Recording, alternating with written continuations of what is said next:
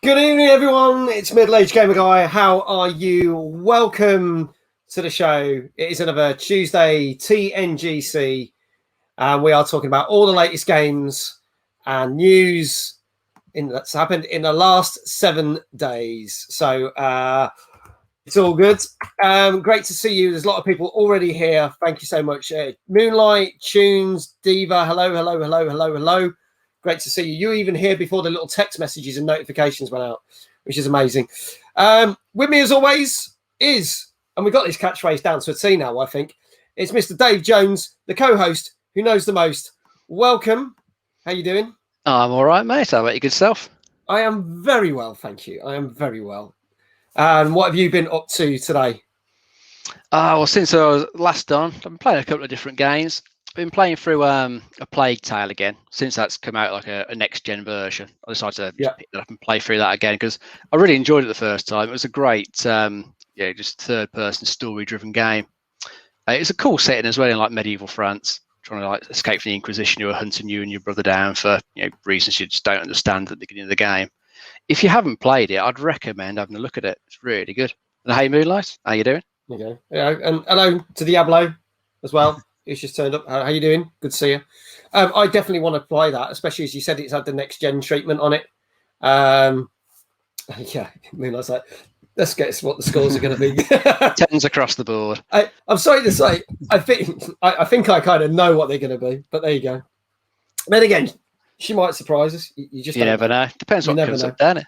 Yeah. As well as that, I've been playing through Company of Heroes 2 on the PC. I mentioned I was going to go back to that last week. So I've been getting back into that, actually, a bit of World War II RTS action. It's taken me a little bit of time to get back into it because it's been, I think, about a year or more since I actually played it. So I've been trying to relearn the controls, figure out what each of the units do, slowly getting the hang of it again. But it's a good game. And I was quite pleased as well today. They just announced Company of Heroes 3, which is coming out at some point. Okay. So I didn't know that was even happening. That's cool to know that's coming out.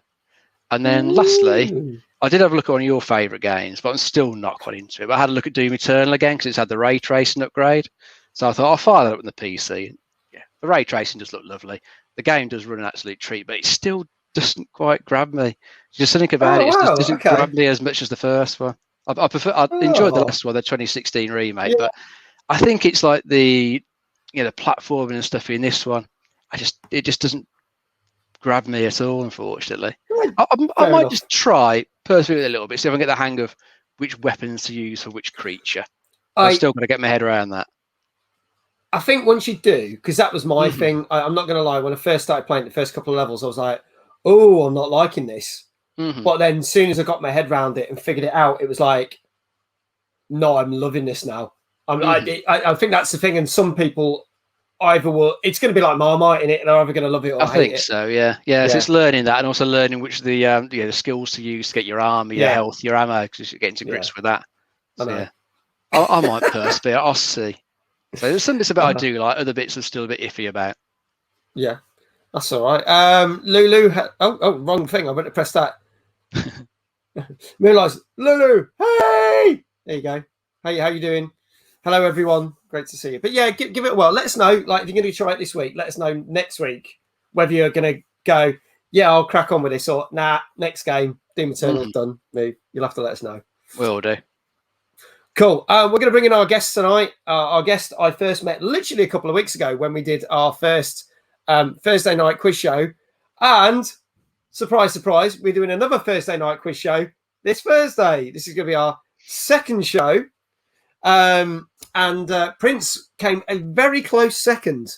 So I think he was just pipped to the post by reigning champion Melon. So I'm sure we'll get him back on this. But please welcome our guest this evening. It is Prince Hazard. How you doing? Hello. Oh, is your mic working? Is it gone again? I can just about hear you. It's a bit faint. I can only just hear you. It was there and then you disappeared. Sorry, I've been having tech issues. But yeah, how are you doing, guys? Oh, there you go. You're back. Hello. Oh, right. Yeah. Oh no, it's dropping in and out. Okay. Give me a moment. I'll see if I can switch it. See if you can switch it. There we go. That's switching your camera. Lulu, thank you very much for the 100 bits. Show love bits. Is that any better? Oh, yeah. Keep going with that. Mm-hmm. Okay, right. Yeah, sorry, I was having tech issues beforehand. I've switched between 3 different mics. So, yeah, Should we try that again? Should we bring you in and bring you an intro again? Let's do you some justice, man. Hang on. We'll do this again.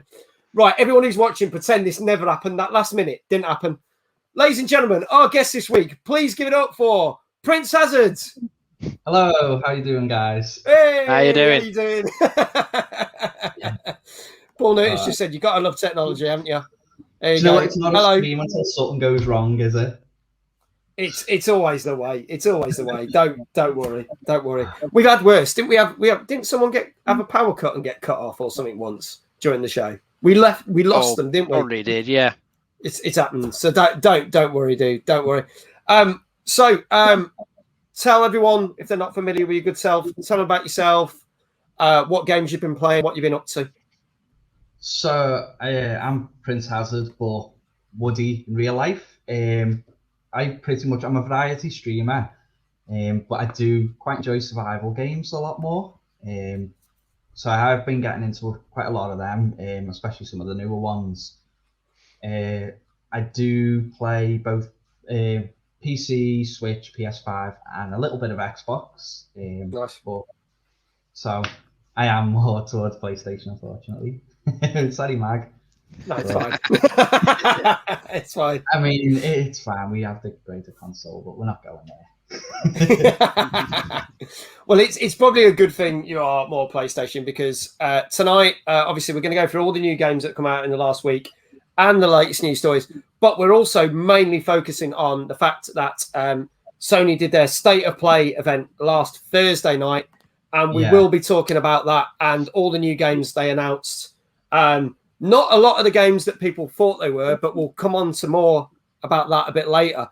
We'll crack on. We'll give a shout out to Prince. There you go. Give a shout out to Prince. Can we get a shout out for Lulu as well, please? Tunes. That would be greatly appreciated for the bits. Thank you. But there you go. Go check out Prince's channel. Give him. I was going to say give him a lurk. That's no point. You're on here. There's no point in lurking. Give him a follow. It'll be greatly appreciated. So Lulu says, "Don't shout me out." Too late. Already have. But there you go. Anyway, let's crack on. We've got technically we've got 8 new games and 1 DLC to talk about this week. And this first one literally came out last Friday. We are going to play Monster Hunter Stories 2, Wings of Ruin, which came out for the Switch and the PC. And there you go. We've got a PlayStation fan in the house. Woo! PlayStation is the best. There you go. But this is out for Switch and PC. I believe this is the second of a series of games. We've had loads of Monster Hunter games come out in the last couple of months. But here's something that's a little bit different.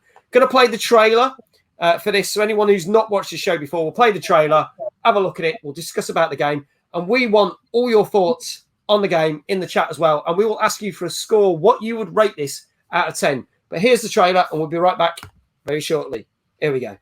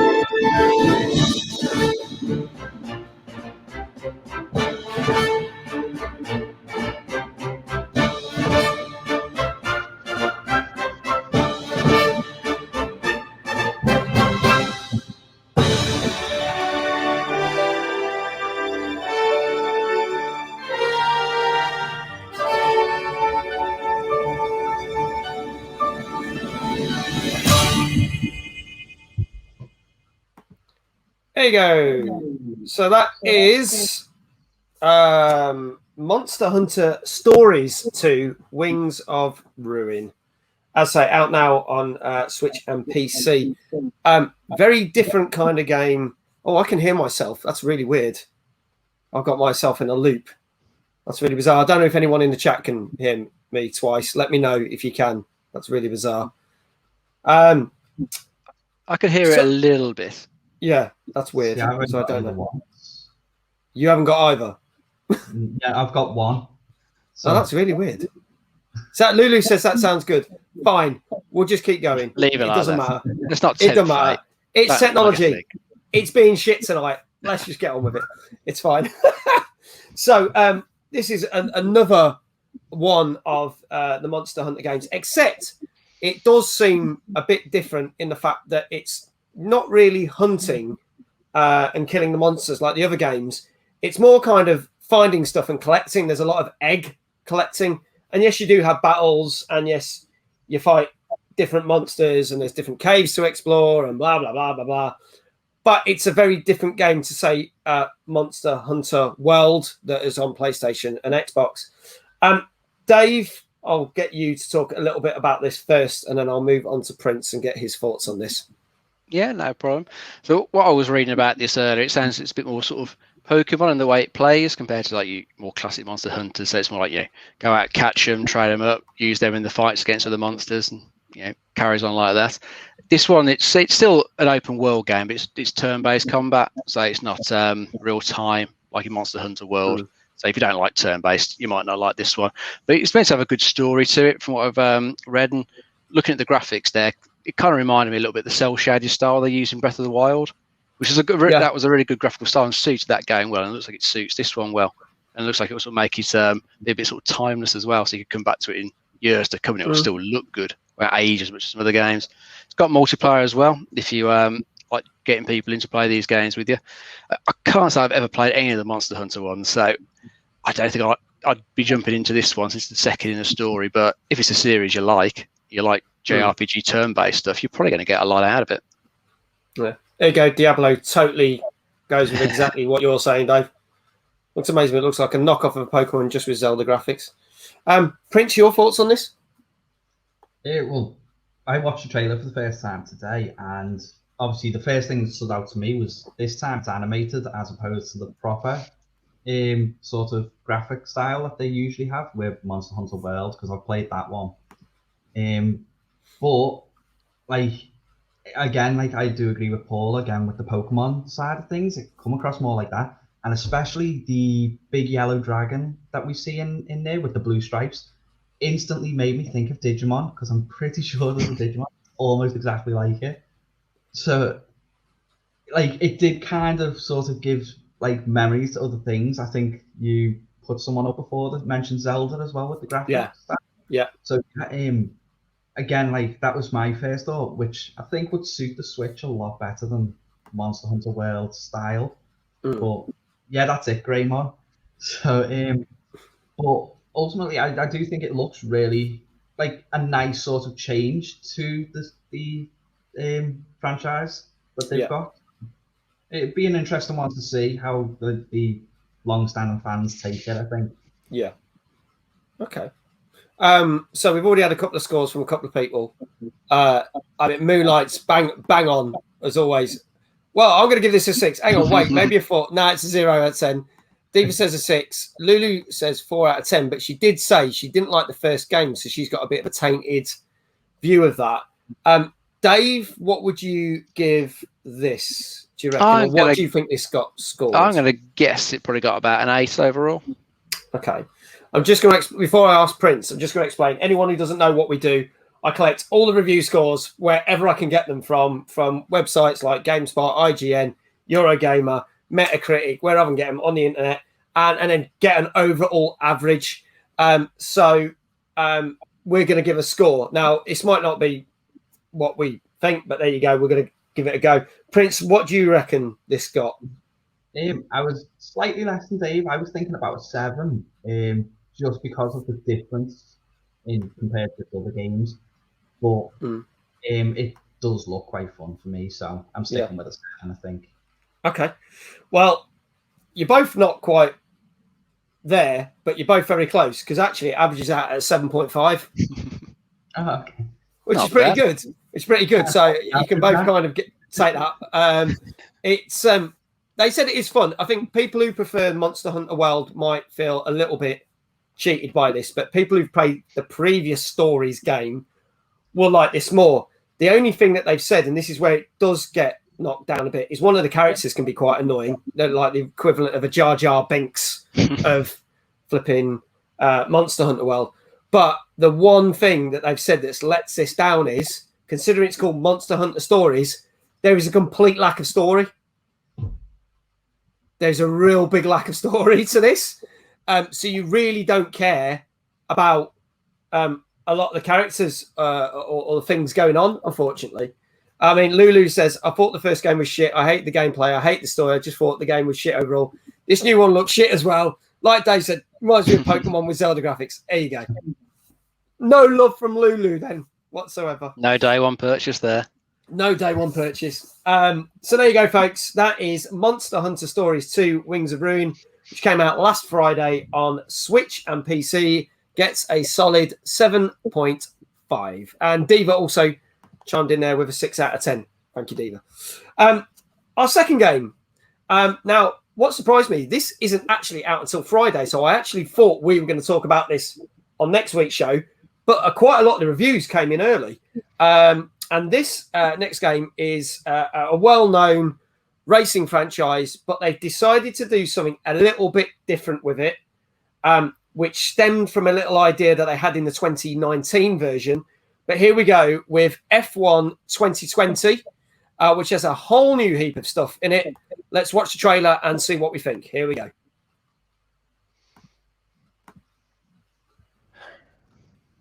I just don't get it. So he gets to pit ahead of me, and they give his car the only new power unit last season, and he gets to go out behind me in qualifying. This kid is a new #1 driver.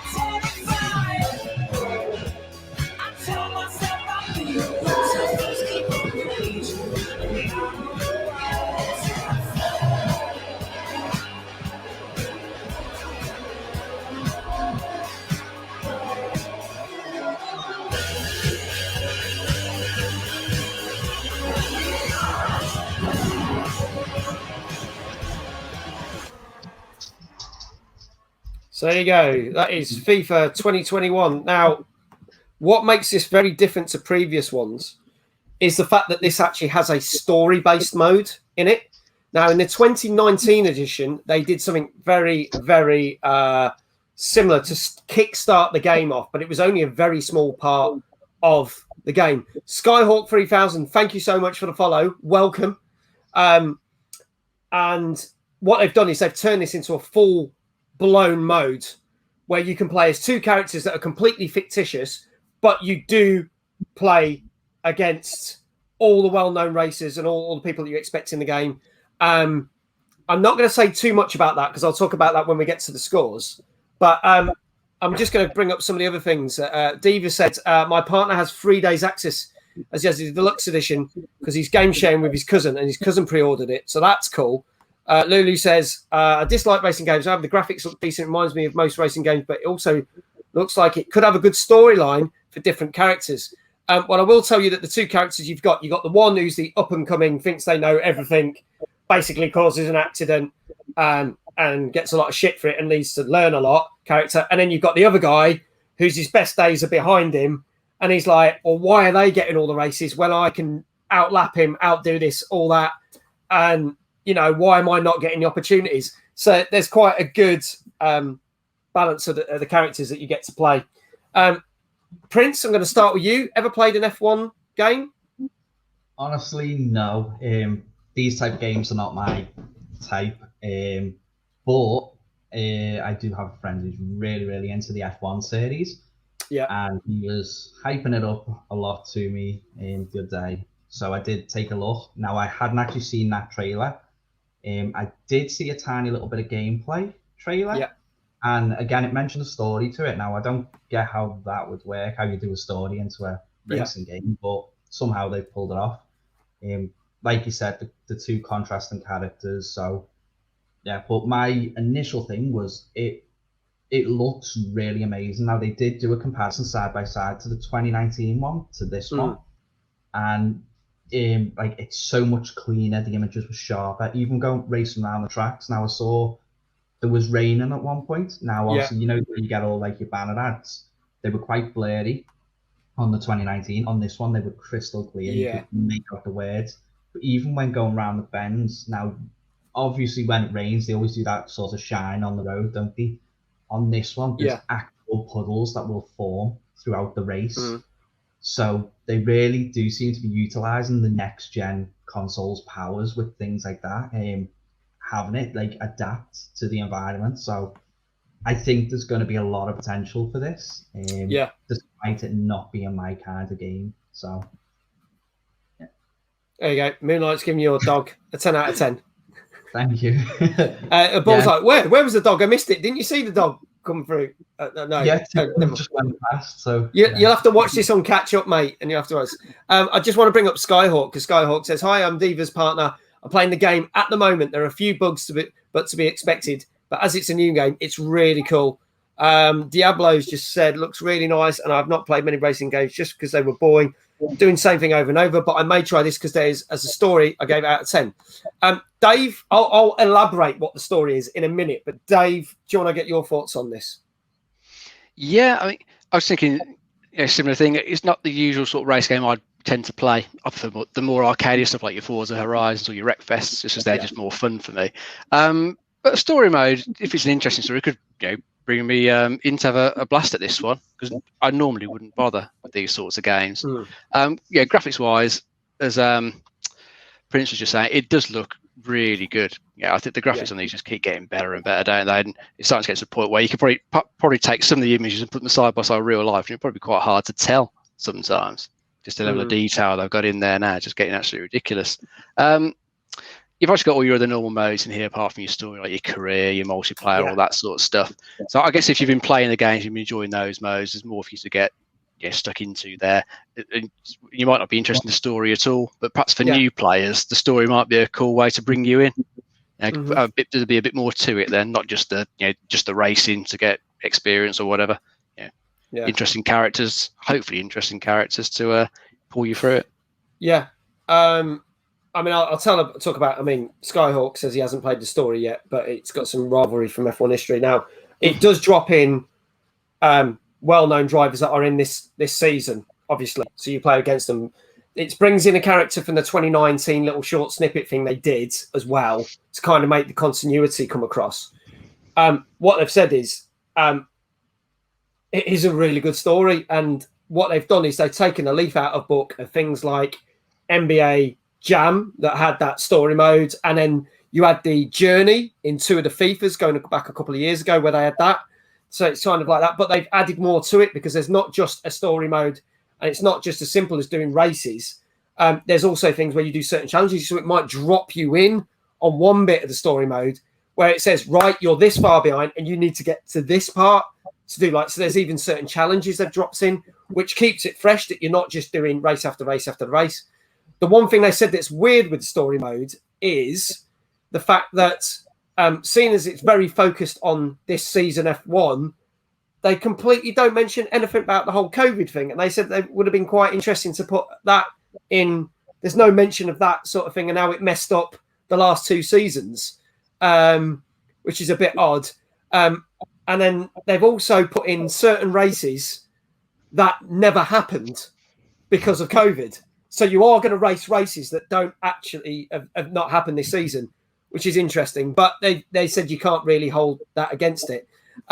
So based on that, chat, I already seen some scores. We were getting some high scores a minute ago. Let's jump back here. Diva was saying a 9 out of 10. Sky was giving it a 10 out of 10. Lulu was giving it a 9 out of 10. Chat, let me know what you want to say. Diablo says 8 out of 10. Let me know what scores you reckon this got from all the reviews. Prince, I'll start with you. What do you reckon this got? Given now that they're adding the story mode, I would probably rate about 8 out of 10. Okay. So I think I'll stick with that. All right. Awesome. Dave? I'm going to guess an 8.5. Not sure it's quite good enough for a 9. Let's go 8.5. Okay. Diva said 9 out of 10. Paul, 8. Zenkai says Deadpool hat, automatic follow. There you go. Seems like the viewers haven't really tuned in for you this week, Mag. Skyhawk says you have 2 challenges, and so develop the cars that you drive and get all your money to develop everything from your parts, the durability of the cars. As for the COVID, the game has had some races taken out due to them not being in the season, but they have tracks in from past seasons. Sorry. Okay, that makes sense. That's absolutely cool. So there you go, folks. Well, I could tell you it got an 8 out of 10. It's been getting some really good reviews. I'm sure, because the official release date is this Friday, it will probably get more reviews as we see. So we might mention what it got next week on the show. But this comes out on Friday. Diablo's like, called it. But this is out on all the Xboxes, all the PlayStations, and PC. And if you haven't got it on the early pre-order access, you can get your hands on this Friday, ladies and gents. So there you go. That's F1 2021. So what you said then about the races that they've got in it, I actually kind of like that idea. At least they haven't let COVID disrupt sort of what they were going for. I do like that. Like, obviously, it's not something I knew about because it's not something I'd check up on, but I actually think that's a nice little touch in a way to sort of normality of the franchise. So. Yeah. I mean, it's cool. It shows that they've put a lot of thought into that story mode. It's not just a tag on. I think they're really pushing, and all the trailers that are coming out, they really are pushing this. So it'd be interesting to see what the hardcore fans of the franchise think of it, and then how many new people this brings in, because I think this could win them a lot of fans, I think. Yeah. We'll do a little bit of news now. This news story literally dropped while we were, a couple of hours before we did the show last week. Decided to kind of move it for this show. So obviously, everyone was saying there's a new Nintendo Switch coming out for months. The Switch Pro, everyone was calling it. Well, it's not necessarily a Switch Pro, but there is a new Nintendo Switch, and it is called the Switch OLED. Now, it might not be as groundbreaking as everyone was hoping for, but really it is just focusing on the fact that it is going to give you a better gaming experience in the handheld form, because it's going to cost about $350 when it launches on the 8th of October. It has double storage, I think about 68 gigabytes, if I've got that correct. 64. 64. I was close. I knew David correct me and get the right one. It does come in different colors. You can even get it in white. It has better speakers on it. It has a better, more flexible stand on it. But the big thing that people were a bit sussed about is, it doesn't do 4K.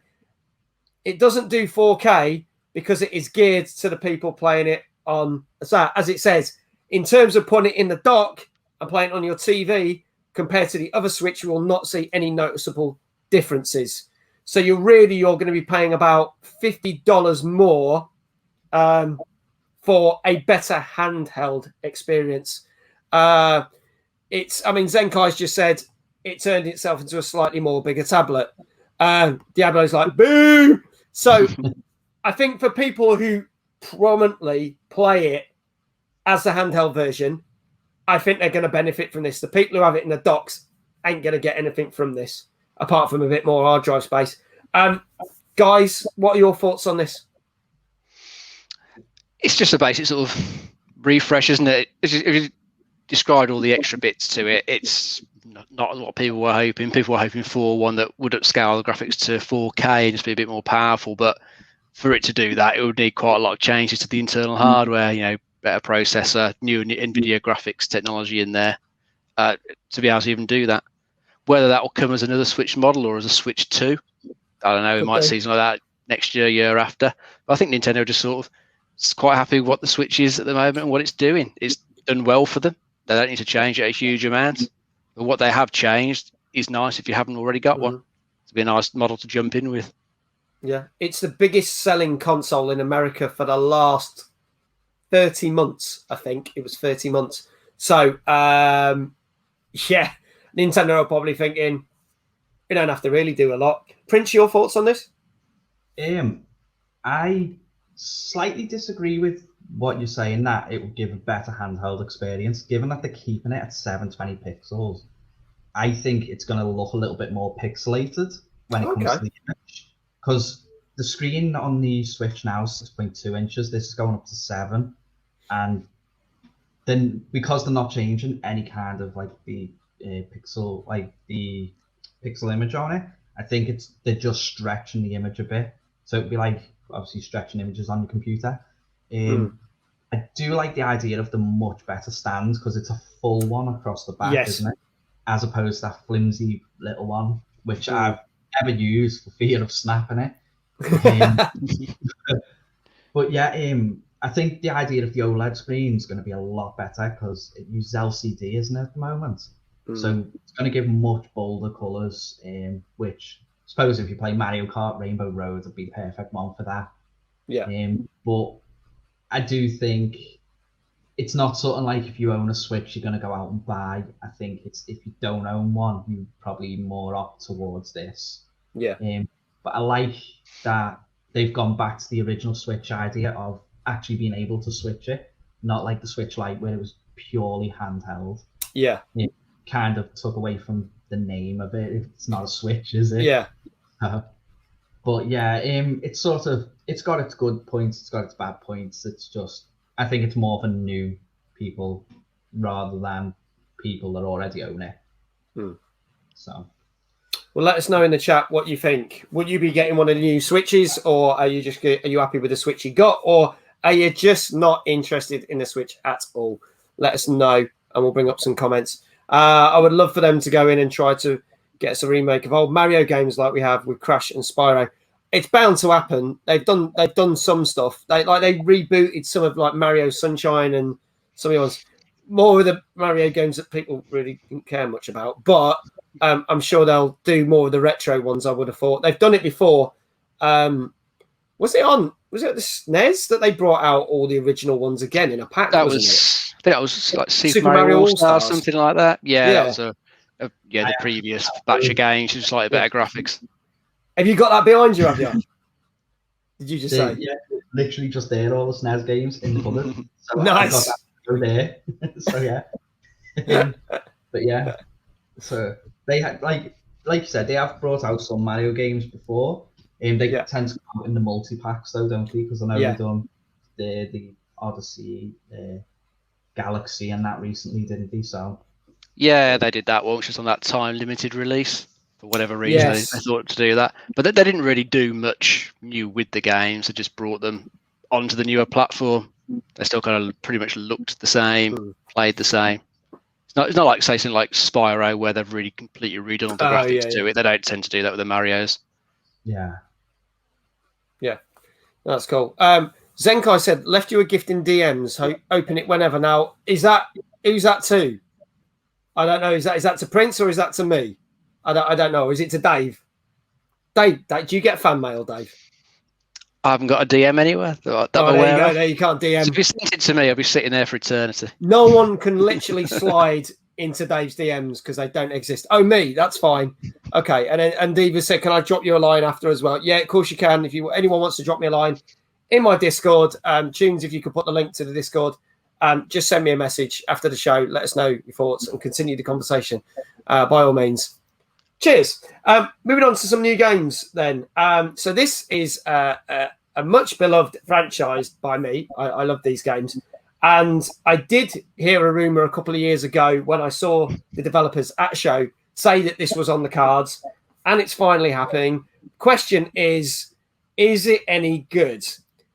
This is Sniper Elite VR, which came out last Thursday for all the PC VR, Oculus Quest, and PlayStation VR. Let's have a look at the trailer, see what we think. Here we go.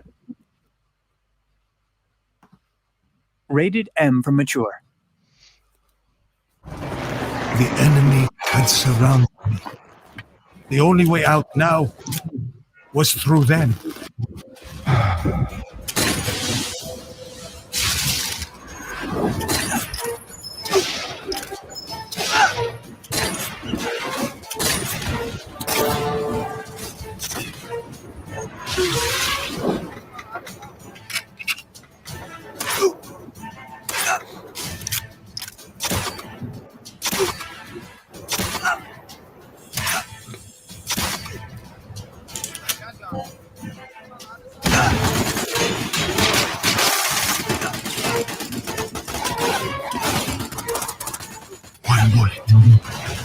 One bullet can change the course of a war.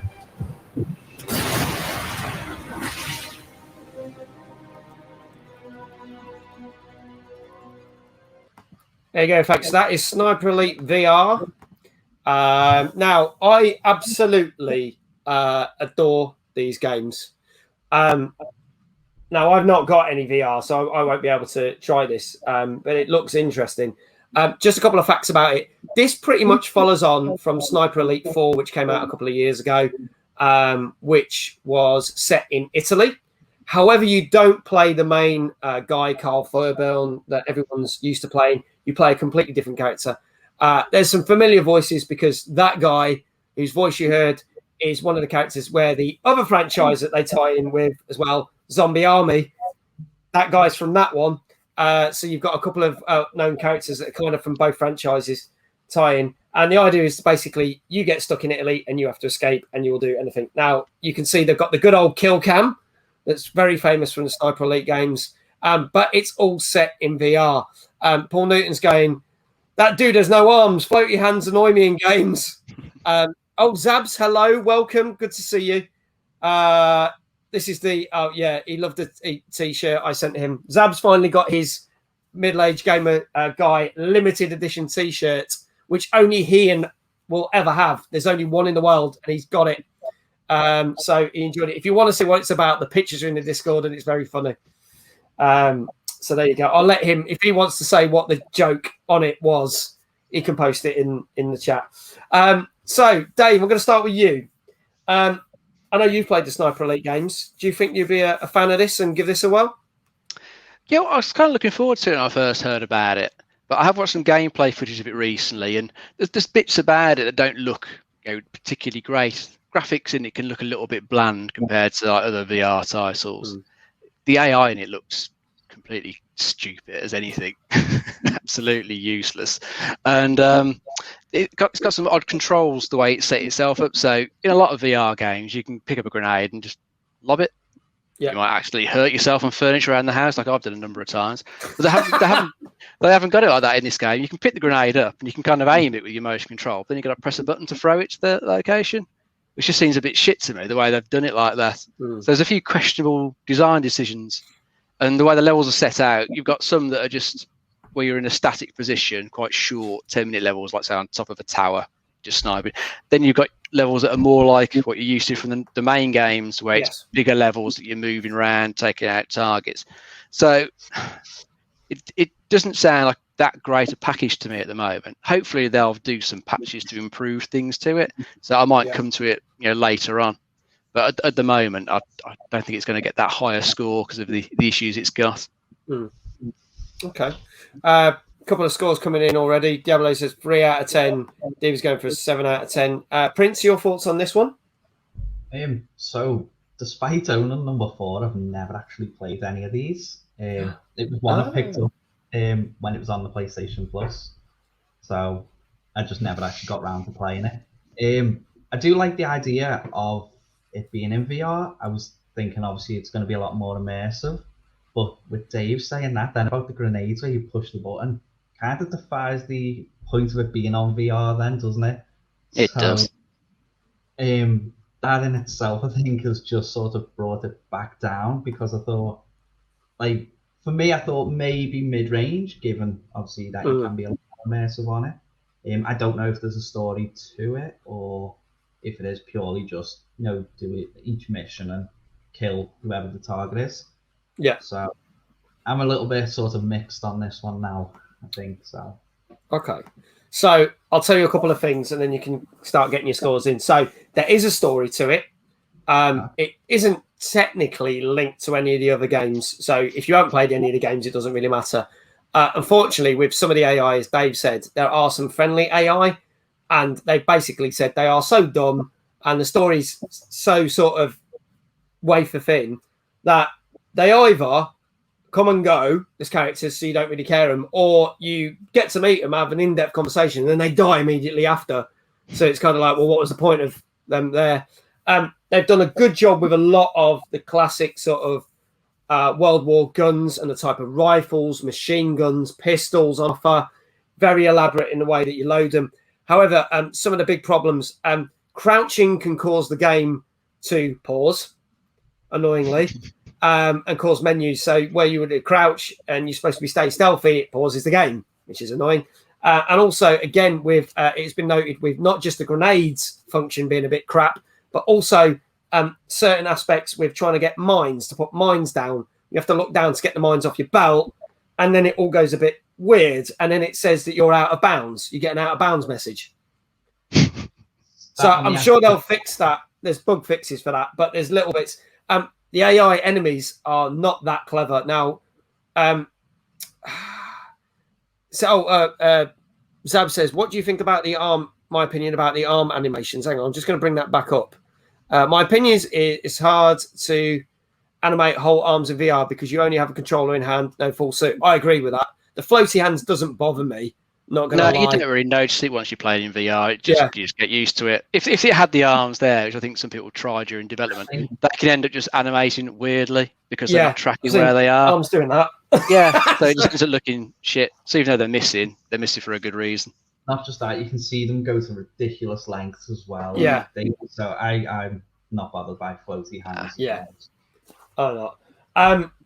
So, hello, Big Jesse. Good to see you. Welcome, Wiggly Arms. There you go. Do Wiggly Arms for you. So what do we reckon this got? Dave, I'll start with you. Chat, get your scores in the chat now, please. I'm going to guess a 6. I don't think it's going to score particularly high because of the various issues it's got at the moment. Okay. All right. And Prince? I'm probably thinking a 4 because of all the issues mentioned. Okay. What I would say, when you said about the out of bounds message, is that just down to the VR because of looking out, or is it just the game? I believe it's the game. There's an issue with the game. Because you can pick things off your belt. I've seen footage where you look at your belt so you can pick items, and you look at your belt to get a mine, and then it says you're out of bounds. So... Yeah, because I know the PlayStation 1, because I've got it myself, it's got obviously the lights there and lights there, so it doesn't track the other. It kind of thinks you think looking another way, and then when it tracks them on, you're out of bounds. So yeah, it could be. I think a lot of the reviews were done on the Oculus Quest 2. Yeah. So in theory, that should be better, but didn't quite work that out. Very, very, very random scores here. So Lulu gave it 7, Diva gave it an 8. Paul Newton says 2 to 10 because I cannot stand the floaty arms. Get it sorted. We had a load of other scores earlier, 7s, 3s, loads. But I can tell you it got a 6.5 out of 10. So it's good, but it could be a lot better. So if you're a big Sniper Elite fan, you might want to wait until they do a few bug fixes on this one. So there you go. That is out on PC and obviously PlayStation VR. Came out Thursday last week. Our next game is a narrative game, which is out on PlayStation 4 and 5, and it came out today. This game is called Where the Heart Leads. Let's have a look at the trailer, see what you think.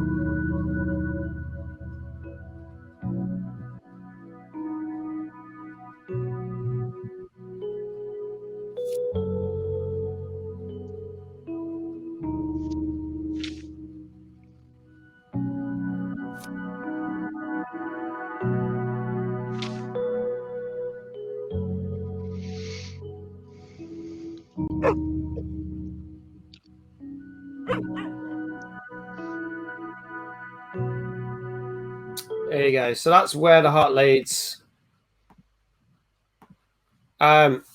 This has got a very mixed reaction in the chat. I could see Little Panda, welcome. Good to see you, man. Welcome. I'm going to go through some of the comments here before we even start. Big Jesse was straight in there going, yawn. Little Panda's like, what the fuck is this game? Lulu says, now this is my sort of game. Graphic looks okay. Story looks adequate. My only problem is placement of text boxes. 8 out of 10 from me. Paul Newton, I've seen Facebook games that have more appeal than this. There you go. A talking game about family. Surely we play Xbox so we don't have to talk to the family. There you go. Little Panda's coming with a 7 out of 10. Diva with a 7 out of 10. Paul Newton saying, this is boring me. I'd rather play Rocket League. There you go. Very mixed reactions. Prince, I'm going to start with you on this one. Is this the kind of thing you would give a try? Maybe if it was on offer or even free on PlayStation Plus, but I don't know. It looked like, you know, the casual sort of just chilled out game when you're just not really in the mood to have to think about it. It didn't give that much away about the actual gameplay. No. Just obviously that it was a narrative. Replayability, I can't really see being very high. Like, I think if I played it, I'd probably only play it once, despite it saying there's multiple endings. Yeah. So, like I said, I'd give it a go if it was free or like only a couple of quid. But beyond that, I don't think I'd be picking it up. Like, definitely not going after the show and buying it. So, it's just, I don't know. It doesn't seem like my kind. So, okay, all right, no worries. Dave, your thoughts on this one? I thought it looked interesting enough. I quite like sort of narrative driven games. I like the art style they had to it as well. Sort of kept the graphics fairly simple. I didn't think the trailer did a very good job about selling the game to you because it was a very sort of dull, boring feel throughout it. You couldn't really tell quite what it was. You saw a few areas, bit of text, then you saw a lot of things being built. Yeah. So it just gives you the opinion it's a bit of a base building game, but from what I've read, I don't really get that idea from it. The main sort of story to it is, I believe, sort of a sinkhole opens by your house. I think your dog falls into it, and the father, the character you play, goes in to get the family dog out, and as he's trying to get himself out of this sinkhole, he's sort of wandering back through some of his past memories from his life, and throughout those memories, you see the choices you've made, and you can change them as you go along, which apparently does give it quite a lot of replayability because the choices affect the rest of the game, how it plays, and affect how the endings turn out. So it sounds interesting from that point of view. I kind of hope it's that sort of game that's actually not too long. You know, probably about sort of 6 8 hours, probably the sort of sweet spot for these sorts of games before it starts outstaying its welcome and getting too boring. But it's the sort of game I wouldn't pay a huge amount for, so I'd either look for it in a sale or wait and see if it popped up on like Game Pass or PS Plus, as Prince said, and try it out on there. But it's probably a good little game to play if you got a bit fed of all your big blockbuster open worlds and shooters. So I think just slight different change of pace. True. What do people reckon this got? Let us know in the chat what you think this will get. I think this is going to get a very mixed reaction from some people. Prince, I'm going to start with you. What do you think this gets? I would think around about the 6.5 mark. Okay. Yep. I think it's a bit ambitious, but I don't think obviously they're carrying it out very well, just based on the trailer alone. Okay. So lots of people coming in with 6s as well. Diva with a 7. Dave, your thoughts on this?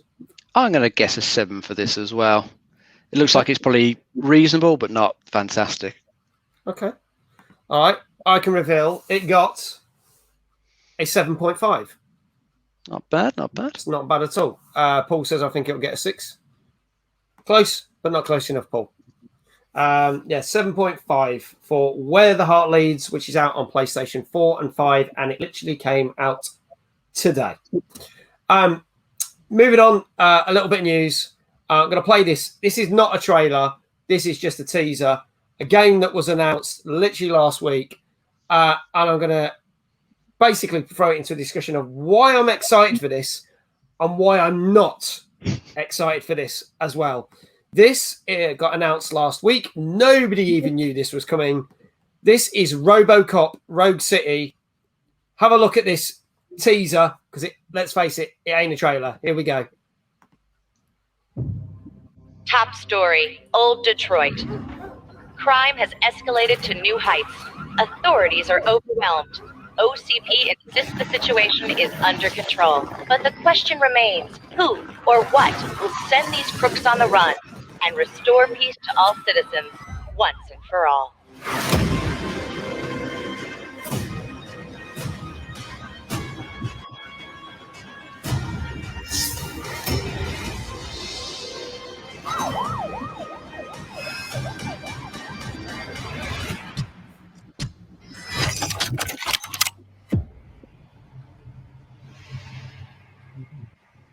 There you go. Coming to consoles and PC in 2023. So we've got a bloody ages to wait. Paul Newton says, I want to be Robocop. The iconic 80s film character is coming. This is a game that follows on from the original 3 films. So if you like those films, and those films do vary quite substantially, I'm going to say, I think fans will love it. I think it's been a long time coming that we get a decent Robocop game. The original Robocop game, going back in the 80s when the first film was absolutely epic. There was loads of versions. The arcade version, now we've had Gary Bracey on the show, who was the guy responsible for that game. He's been on this show. And it was probably one of the biggest selling things, one of many that he did. However, as the films went on and the games went on, they got worse. And there's been other games that have been pretty terrible. That's why I'm really excited for this. I think it needs a good reboot. I think what we've got now compared to then, they could do something amazing with it. However, this is where I'm a little bit worried, because it is made by the same company that made the recent Terminator Resistance game. Anyone remember that game from 2 years ago? Heard of Not it, many never people played do. it. Meant to be shit. A lot of people didn't, and it didn't score very well. Now, I did see footage from it, and I was like, oh, yeah, I'm not going to bother playing that. Yeah, that worries me, because that was the last thing they did. And I'm like, ooh. So, yeah, it's a bit worrying. Guys and chat, are we excited for this, or are we worried? I want to hear your thoughts. Well, I'm the same opinion as you, because that particular developer who's making it, I think it's Teon, who made the Terminator one. And because that wasn't particularly well received, I think even their previous game wasn't that good. Their track record isn't looking great for it.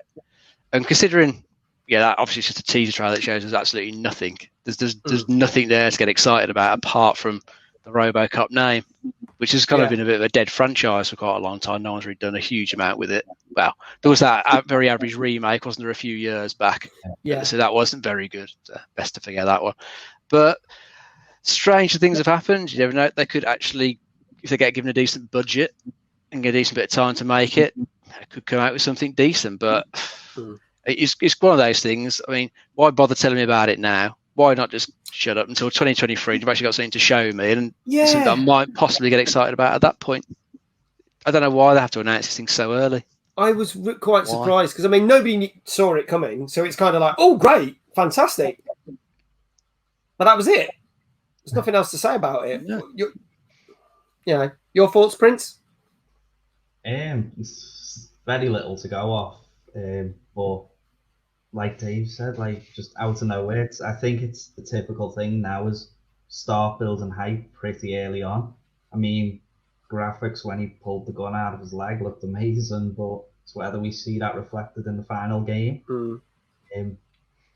There's nothing to go off really, just Robocop, and like you said, with that average remake, like it was a few years ago now, wasn't it? So yeah, the one where they were just in Tower Block, I don't know. It's difficult to gauge it so early on, I think. But like, it would be nice to see it do well. I think that's one of the big things seems to be is rebooting some of the old franchises lately, because obviously we've seen a lot of horror films getting rebooted. So with any luck, it goes well. So they could do a good job. We'll just keep our fingers crossed, because there's still like 2 years to go and a bit before that probably comes out. So let's keep our fingers crossed. Going to talk about a game that we actually talked about literally just 2 weeks ago on the show. But this is the Switch version, which came out today. This is a kind of a retake on the typical space shooter, arcade space shooter. But this is Curved Space, which is now out for the Switch. It's out on everything else already. But let's have a look at the Switch version. Here we go.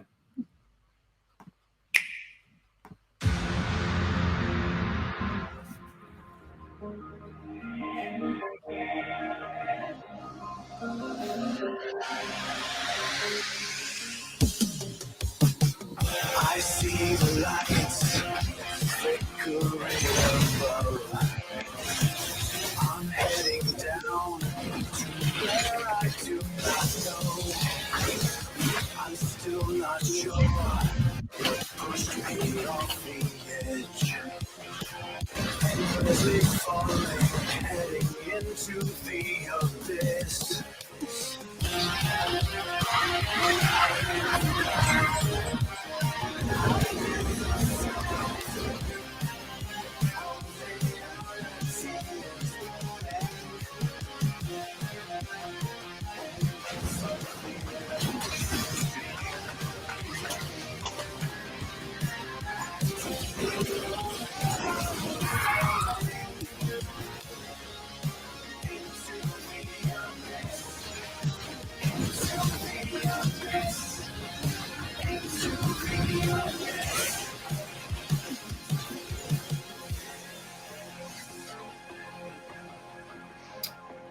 There you go, folks. That is Curved Space.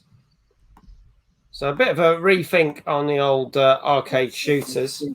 Dave, I'll start with you on this one. Your thoughts on this? I know we talked about it for PlayStation and PC a couple of weeks ago, but do you think this will suit a Nintendo Switch a bit better? Yeah, it looks like it's one of those sort of games you could just pick up and play for a few minutes, have some good fun with. It's going for that arcade style twin stick shooter vibe, and it's got various modes too. Like it's got its campaign mode, but then you've also got challenge modes, which will be good for pick up and play, little daily runs, survival modes, endless ways. It's got quite a lot to it to keep you coming back. It's not my sort of game. It's not one I would rush out and pick up, but it looks okay for what it is. Cool. Prince, your thoughts? Again, reiterating that it literally just reminds me of an arcade game. Like big consoles you'd have seen in the 80s. I think it'd be a bit fun to play with friends. If you've got them round having drinks or whatever. But I couldn't see it being a long-term or solo game that you would play very often. So, I just think it's like your average party game, maybe. Yeah. So. Okay. There's lots of people coming in with scores already. 7.5 out of 10.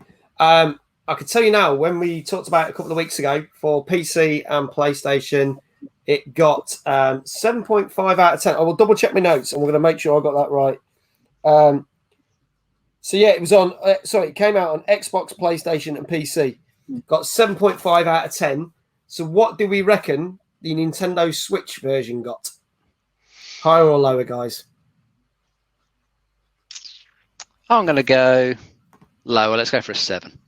Okay. And Prince? Yeah. I thought about the same as 7, to be honest. I do think it might work better on the Switch, but it's limited capability, so I'm sticking with 7. Okay. Well, I can tell you there's not much in it because it's literally averaging round about a 7. It was bordering like on a 7.5, but there's not much in it. So I don't think there's anything that's really bad. Looking at the reviews, there's nothing that's like if you play it on a PlayStation compared to a Switch, there's no real difference to it. So you're not going to feel like one version is more superior than the other. But if you want to pick it up, give it a whirl. It came out today on the Switch. As I said, it's out on everything else. It's been out for a couple of weeks. That is Curved Space. Now, going really retro, something's a bit weird. Now, this is a bit of an odd one. This came out for Xbox Game Pass Ultimate members on the 1st of July. And it was available free to download for 2 weeks. And then this Thursday, it comes out for the rest of Xbox. Whether that's a good thing or not, I have downloaded this game, but I have not played it yet, so I can't comment on whether it's good or not. Tying in with the latest film, this is Space Jam: A New Legacy. This is the game that they came up with to promote the new film. Let's see if you think this was a good idea or not. Let's go. What's up, Doc? A little while ago, we asked fans from around the world to submit their best ideas for an original Space Jam: A New Legacy arcade game. We picked the winners, and our super high-tech programmer, Granny, has been hard at work developing it. On July 1st, Space Jam: A New Legacy, the game, will launch first on Xbox Game Pass Points.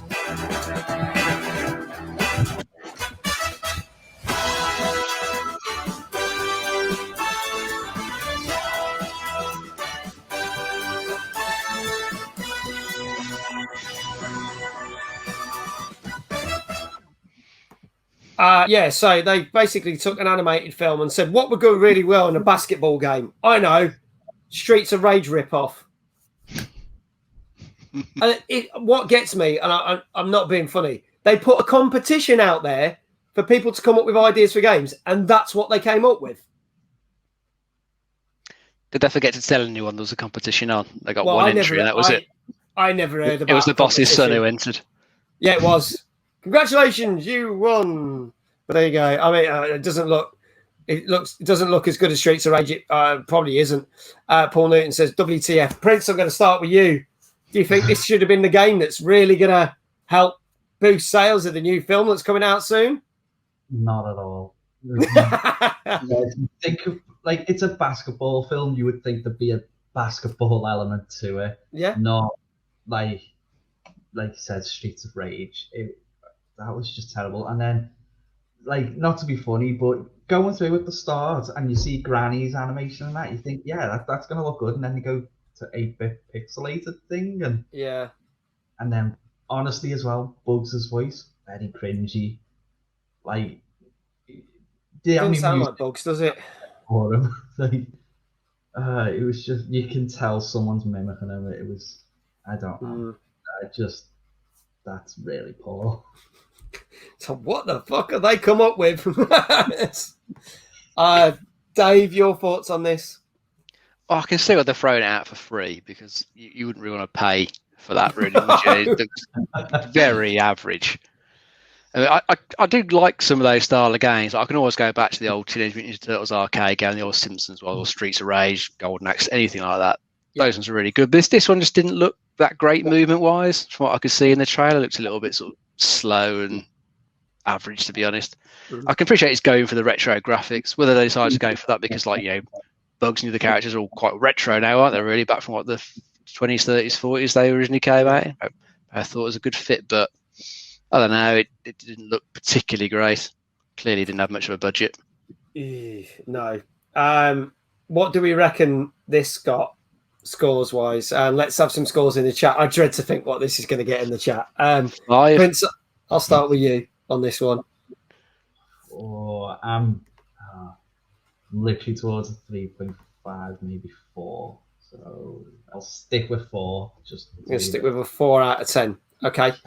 Big Jesse says 2. Diablo saying 1. Dave? 5 I'm going to go with, mate. You're going to go with a 5. Diva? Go for a 3 out of 10.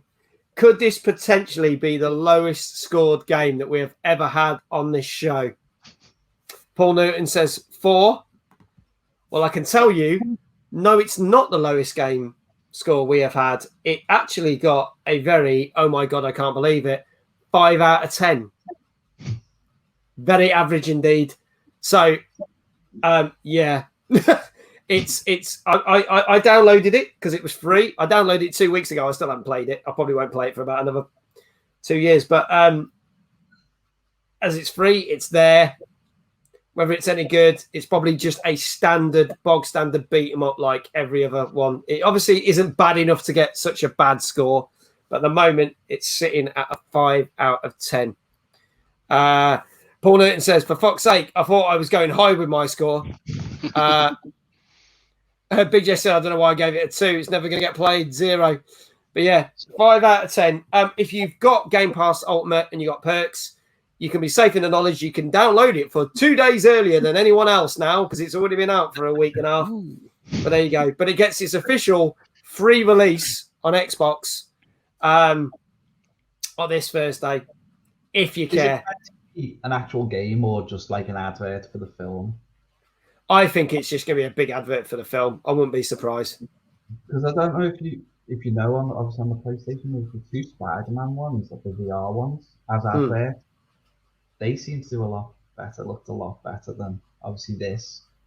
But I mean, if it's just an advert, then so be it. But I assume I might give it a go if I get some time this week, and then I'll let people know. I'll chuck it in the Discord, or I'll mention it next week. But I reckon it might have like 6, maybe 8 levels.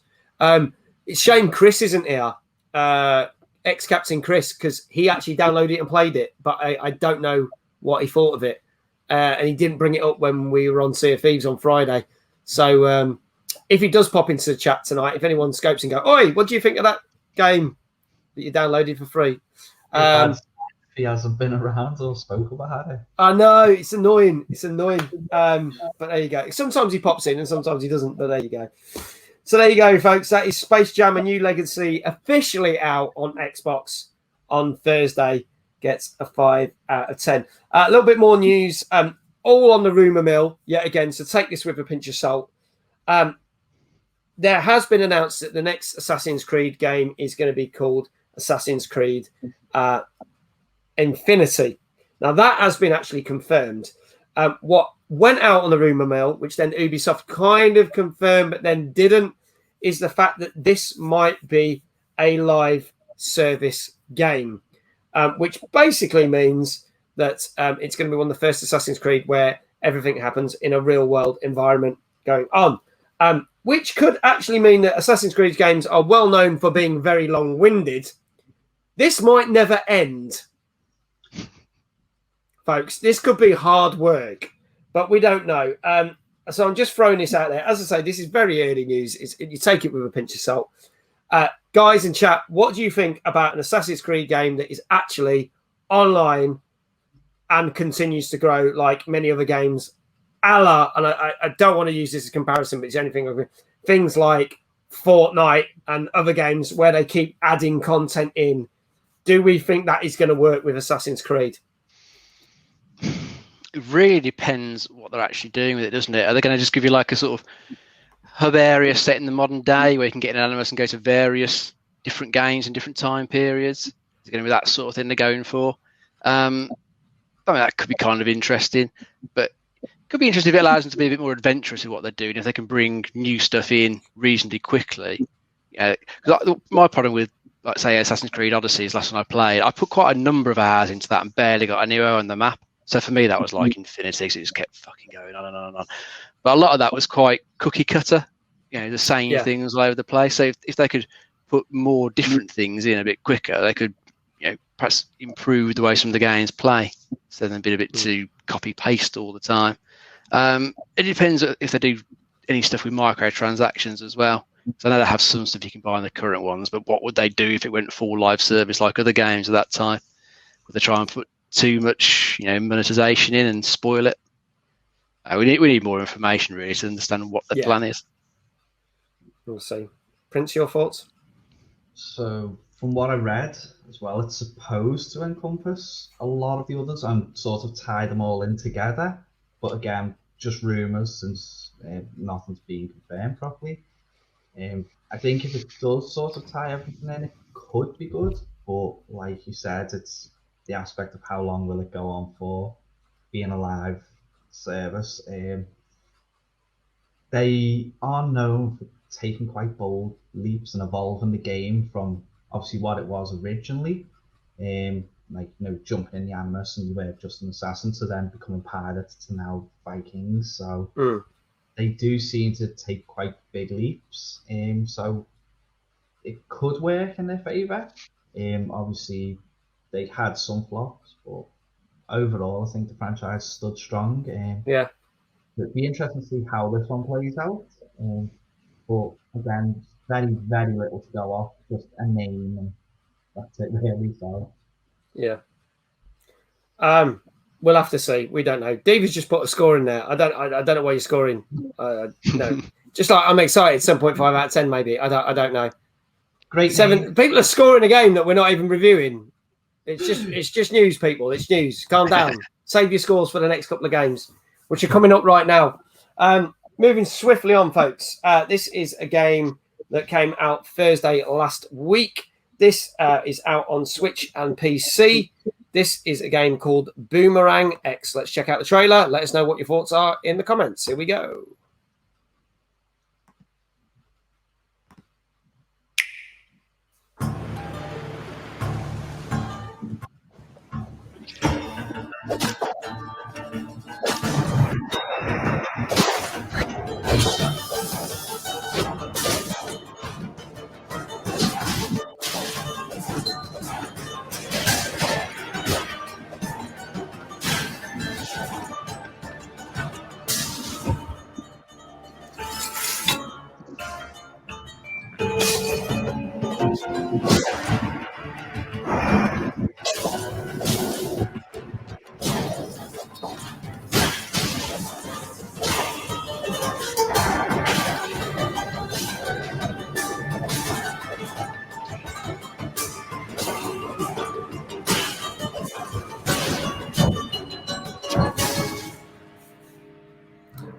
There you go, folks. That is Boomerang X, which is out on PC and Switch. Becca, thank you so much for the raid of 7 people. Can I get a shout out for Becca, please? And David said, I'm multitasking. That's why I put a score. I'm listening and playing F1 at the same time. Thank you so much, Becca. How are you? What you've been playing? What you've been up to? Thank you so much for the raid. Greatly appreciate that. Initial reaction was, this looks good, but is it just 2 moves? Don't know. We'll have to see. So, starting with Dave on this one, your thoughts on Boomerang X? It looks like an interesting game. I mean, as I said, just there's those 2 moves, the boomerang, throw it to attack enemies, but they can also throw it around for the movement. So it helps you traverse the levels, help you get past the enemies, because from where you throw it, you can then walk straight to it. Momentum carries you on. You can then turn and throw it somewhere else. So you get some very interesting traversal going on there. So that could make it quite good. I mean, just because it's got 2 moves doesn't mean it would be bad. As long as they do good things with those 2 moves, it could be quite a cool little game. Yeah. I've just seen David's just dropped in the same score that she put in earlier. But I think that's quite funny. No, 7.5 out of 10. That's cool. That's all. So Big Jesse said, thanks for that. That's cool. Thank you. Prince, your thoughts on this one? I got kind of Warframe sort of vibes from it. Oh, yeah. But literally, the trailer didn't show very much other than jumping and throwing the boomerang. So, again, little to go off. You'd have to look up news and stuff, I suppose, on it, whether there's any actual story to it or anything.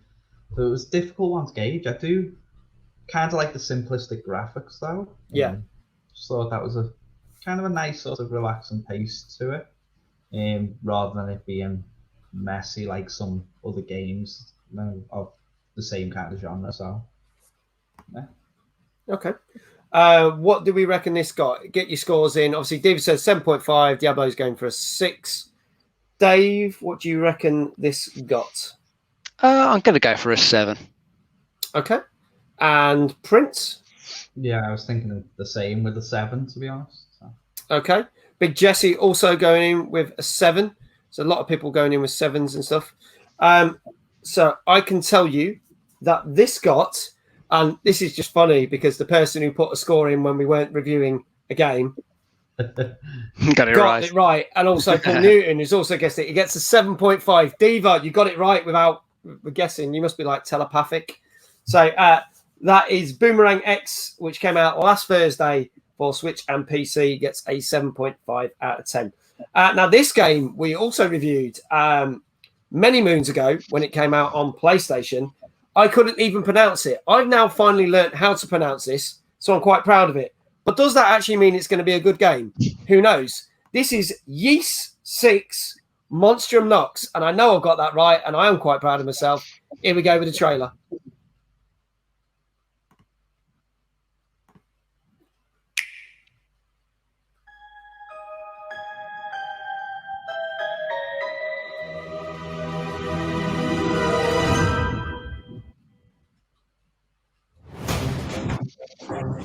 You have much potential, Crimson King.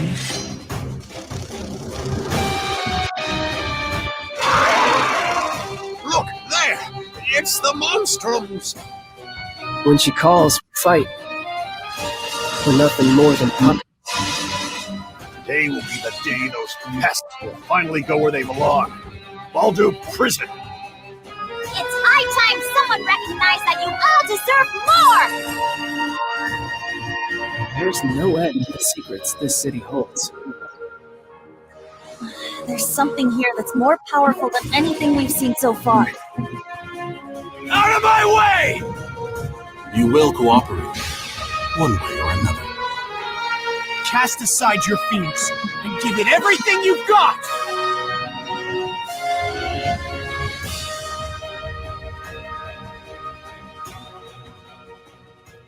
There you go. So that's Yeast 6 Monstrum Nox. This was actually due to come out at the same time as the PlayStation version. I think it was closer to Christmas that we talked about this game. It's been a good 6 months, but it got delayed, and it's literally come out. Tuesday last week is when it came out. Your favourite subject, Dave. So I'm going to leave you till last. Yeah. JRPGs. Prince, what do you think of this one? Not my style of game. It looks like obviously a lot of the typical anime ones. I do know someone that would probably love this game, judging by the trailer. But yeah, honestly, like I'm unsure about it. Like again, just because it's not my style. But yeah, I think it could have a lot of sort of potential. It just depends obviously on the storyline and that. So very little to say, unfortunately, guys. I have to say the animation does look quite good for it. Yeah. So. Very good. Dave, your thoughts on this one? It's not a series I'm even remotely familiar with, so I can't really offer up too much. I didn't really think much of the graphics in the trailer. I thought it looked a little bit dated style-wise. But I suppose as long as it's got a good story behind it, then you can always look past the graphics if the story's good. Yeah. But that's really what I've got for that one, I'm afraid. If you like JRPGs, you might like it, but otherwise, at least this week we're not swamped by JRPGs, which is where we had 1 week where it was just all JRPGs that come out, and we were just like, oh god. So at least that's it. What do we reckon this got? Hello, Joker Girl, by the way. Welcome. Good to see you. Prince, I'll start with you. What do you reckon this got? I would probably say about 6.5. Okay. Dave? Oh, these sorts of series usually have a pretty strong following who like these games, so I'm going to guess it's got a bit higher score. I say 8. You're going for an 8. Diva was going for an 8. Diablo was going for a 7.5. Joker Girl's going for a 7. I can tell you it got... Oh, hang on. Oh, before I do that, Big Jesse says it's a 4 for me, but I reckon it got an 8. Well, I can tell you it sometimes helps to be late to the party because Joker Girl got it spot on with a 7 out of 10. So there you go. Well done, Joker. You got that right. So that is Yeast 6 Monstrum Nox, which is out on Nintendo Switch. Came out Tuesday last week. Our final bit of game news now. I'm going to share some stuff. I'm going to run this video in the background. I'm not going to play it, but we can discuss what's going on. So a couple of things have been announced for the Xbox. the most interesting, and let me get this video. It's not going to play with sound, so if anyone says there's no sound, don't worry about it. It's deliberate. I'm going to play this video. This was a Kickstarter, and it literally hit its target within 20 minutes of going live. This is a new device which has been developed and clicks in to the Xbox Series S. This is the S only, the smaller version, to make it portable. And we'll play a little bit of this video now. It is a cheesy video, but this was a video used for Kickstarter. But it literally folds in, connects to the back of the S, and turns your Series S into a portable laptop, which fits into most rucksack bags. I kid you not. So this retails at round about $200 to $250. It has got the blessing from Xbox. It's got the speakers built into the screen as well, so you don't necessarily need headphones. Obviously, we don't hear what it sounds like, as Big Jesse's just put that. But I like, oh yeah, but it's a cheesy video. We get the idea. But that's the first thing. What do we? I mean, here's a proper thing. You look how it slots in. All done by the USBs. I would say turns your Series S into a laptop. So, that kid showed it. It needs plugging in. So, is it really portable? So there you go. It's called the X screen. I'm going to stop that video there for a second. What are your thoughts on that? I'd question the use cases for it, really, because if most kids get booted off the big family TV, the majority of them are probably going to have a TV in their own room anyway. That I could just, I've probably already got another console up there. I could hook it up there. If you're going to take it off you to like a hotel or something like that on holiday, most of those have got a HDMI port for a TV there.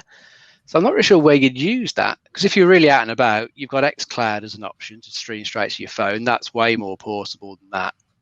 I can imagine this probably would have had more use cases years ago, because I can remember these sorts of screens coming out for like the PS1 years ago, and it probably would have been more useful then. But I'm not sure I can really see the case for this, especially at $200, $250. You know, it's pretty much the same price as the console itself. But if you want portable gaming, buy a Switch for that same price. Yeah, if you think about it, if you buy a Series S, which is the budget range of the Xbox, and by that, you've then just spent the same amount of money as a Series X. For me, the key part was that kid plugged it in, so it's not really portable, is it? So, like, you might as well, like, if you're somewhere where there's a plug, usually, like Dave said, there's a TV, because you're not exactly going to take it to McDonald's and play it there, are you? So, and like, I don't know anyone that's just going to have a Series S lying around like the kid did in the video, but if you've got it, it's plugged in somewhere. So unless it comes with a battery pack or something to power it all for a couple of hours, then it's not that portable. I can't see the use case for it in this age. 10, 20 years ago, maybe, but not now with all the stuff you got on phones. I like that. It's portable if you attach it to a generator. But Dave has got a very good car roof. Yeah. It's like, it's portable. It fits in your rucksack. But you need a transit van to bring the generator to the house. There you go.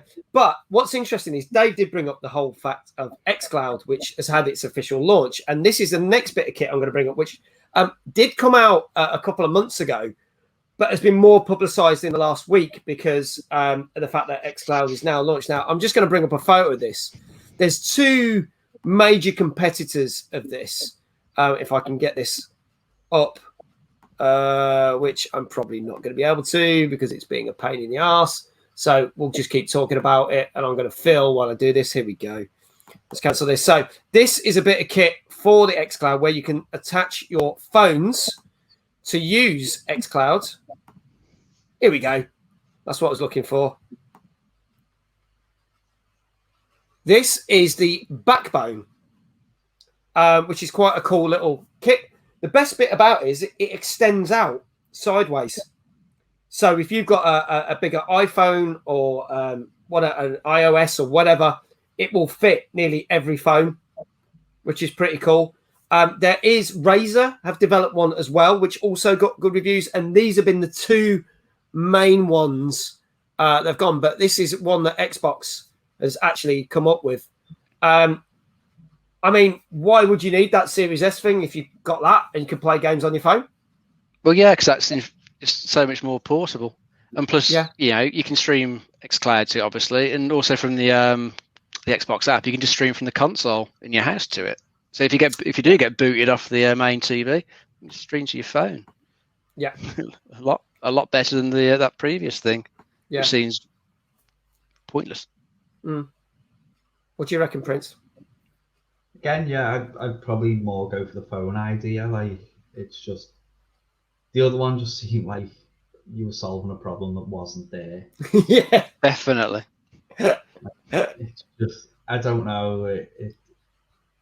I don't know why you would come up with that, to be honest. But obviously, a lot of people backed it, so a lot of people probably want. Yeah, I mean, I'm not trying to knock them. I think fair play to them. A lot of people that do Kickstarters do struggle, or it does take them out of time to raise the funds that they get. And for them to smash the targets within 20 minutes of going live is phenomenal. So fair play to them. That as to whether how many they actually sell. Yeah, there's clearly a market, but it's whether the market's big enough, isn't it? So yeah. So there you go. So there you go, folks. Those are some of the latest gadgets for Series X and S and Cloud. Our final little review tonight is technically not a new game, but it is a big chunky DLC that came out. Hello, LMG. How are you? Great to see you. Welcome. We do tend to review DLCs if they're a fairly substantial one. And this one came out Tuesday last week. And I saw Zenkai playing this live on stream. This is the new Watchdogs Legion DLC, Bloodlines, which is out for PC, Xbox, and PlayStation. Hello, that Darth. How are you? Welcome. Let's look at the trailer for this, and let's see what we think. Here we go.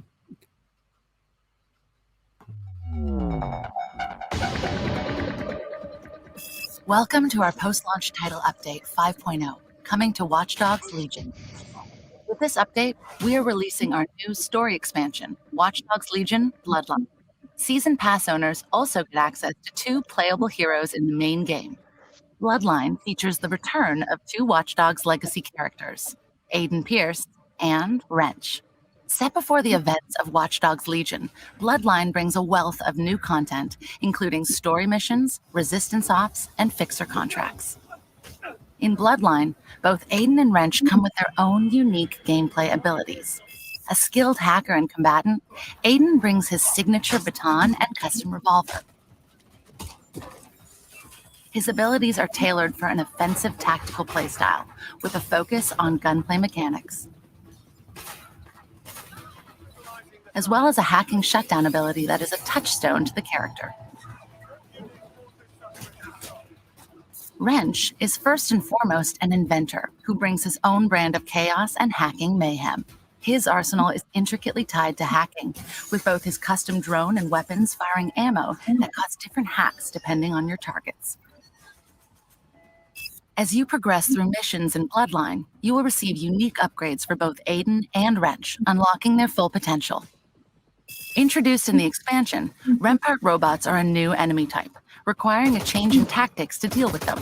Equipped with heavy weapons, Rampart robots can better withstand a full frontal assault, but are still susceptible to hacking. For Season Pass owners, both Aiden and Wrench will now join your DedSec resistance in Watchdogs Legion. Well, it's time to cut that umbilical cord. You can play the entire main campaign from scratch with both characters and fight to save London. I hope you're not expecting an actual finger. Players that own the Season Pass will have Aiden and Wrench available in online as well. Thank you for watching our latest update trailer, and we can't wait to see your adventures in Bloodline. There you go, folks. So that's Watchdogs Legion Bloodlines, which brings 2, maybe 1 iconic character. The other was an all-right character. Back into this 3rd game. I'll let you figure out which one was which. There you go. So I watched Zenkai Paul play this, and I watched a fair chunk of him play this, and there's some interesting elements to it. I'm going to have to say it did make Aidan Pierce seem a lot more interesting because he was pretty much one of the sore points of the first Watch Dogs game, that he was a very bland main character. And it was very interesting, and without many spoilers, because I don't spoil this, there is one section which is like a dream sequence thing where they basically recreate that section in PT, the famous Silent Hills game that was a demo that never ever came out, which we talked about on the show last week, where the thing where you're in the room where it's looping and the crying baby and that. How the hell they've got away with that, I don't know, but I thought that was quite funny and quite clever. Dave, obviously we know someone who loves Watch Dogs Legion because he was on the show back before Christmas and wouldn't stop going on about it. But what do you reckon to this DLC? Do you think this would be good? It might be okay. I think it's a bit more narrative focus with characters compared to the original game, because this is the one thing that the DLC does remove is the ability to just recruit any old person. The DLC is just following just the narrative on Aidan Pierce and Wrench, so you got a bit of a difference there. So that might be a bit jarring for some people if they like the ability to recruit any old like random, workman, granny, pensioner, whatever. They might not like being forced to just play as two set characters through the DLC. Yeah. I can't say from looking at it, it would really convince me to start playing it, because as a series, Watch Dogs hasn't really appealed to me, especially with being like another Ubisoft open world. I've played a number of those in different games. I just find them so similar that this one especially just didn't look good to me at all. So it's not going to pull me into playing Watch Dogs Legion. But as you say, like some people we know will love it. They'll probably get an absolute load of fun out of this DLC. And if they do, fair play. Prince, your thoughts on this one? See, now I'm the complete opposite of you, Dave. I actually think it looks quite interesting. It's nice to see that they've brought a character from both 1 and 2 into 3, so to kind of tie all of them together. I enjoyed the story of number 1 most, so it's nice to kind of see Aidan come back that way. Obviously, like you said, the iconic character being Wrench, probably. That's how I see it anyway. It's nice for him. I think he was one of the most popular ones, despite obviously playing as Marcus. Yeah.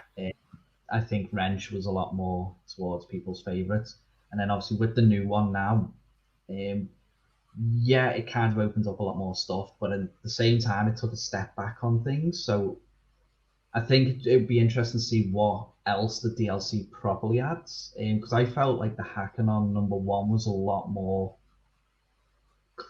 cleaned up compared to some of the others. 2 had more capabilities, but didn't seem as sort of refined. And then 3 just seems sort of fairly lacking on the hacking and that. But on the whole, I enjoyed Watch Dogs anyway. I like the idea of, obviously, it's similar sort of to early GTAs in a way, but obviously with the modern take on it, that you can actually hack into like practically anything and use it like for getaways and stuff. So say, like turn down a side street and raise the bollard so police couldn't follow. So like in pretty much like a modern world, since everything's run now digitally. So like I said, overall, I do think it could be a nice sort of expansion on Legion. Obviously, I didn't know that they were allowing them into the online games, so you're probably going to see about 4 or 5 different wrenches in your online games running around. But yeah, I do honestly think it's kind of a nice little refresh that obviously is needed for Legion. But yeah. Nice. What do we reckon this scored? Godgrim, great to see you. Good to see you again. Thanks for the follow the other day, by the way. I think you followed me when I wasn't online, but thank you for that. Greatly appreciated. What do we reckon this DLC scored then for Watch Dogs Legion Bloodlines? I'm going to go for 7. Okay. And Prince? Slightly higher with 7.5. Going for a 7.5. I'm going to jump straight to this because I know we've only got about 20 minutes or so of the show left. I can tell you, Diva's going for 7.5. Oh dear. Singing in the shower is fun, so you get soap in your mouth and then it becomes a soap opera. Wah, wah, wah. Cheers, God Grim. Joe Girl says an 8. I can tell you now, this got a 7 out of 10. So there you go. God Grim gives it a 7 as well. So yeah, 7 out of 10 for Watchdogs Legion, the new DLC Bloodlines, which came out Tuesday. So quick recap of the games before we hit our main content for this evening's show.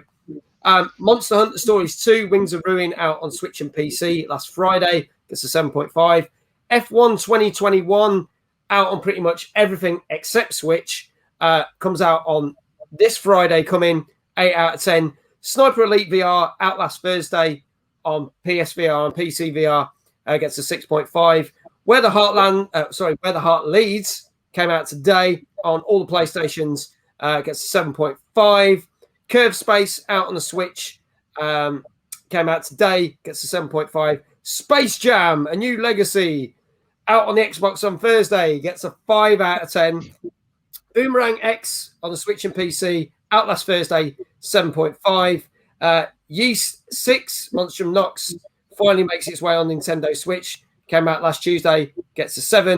And the Watchdogs Legion DLC Bloodlines for PC, Xbox and PlayStation, out last Tuesday, gets a 7 out of 10. More game reviews next week, folks. UGL, welcome. Great to see you. Paul Newton says that soap opera gag gets a 9 out of 10. Does the Xbox have VR? No, it doesn't, mate. It's not something they've ever done. But loads of people are loving your soap joke. LMG's giving you a 10 out of 10 for that. So don't worry about Xbox VR. Your jokes are better than that. So there you go. I saw a gag and my brain just ran away. There you go. So one thing that was mainly noted was that obviously, yet again, Sony were not at E3 this year. And they stated that they would not be taking part.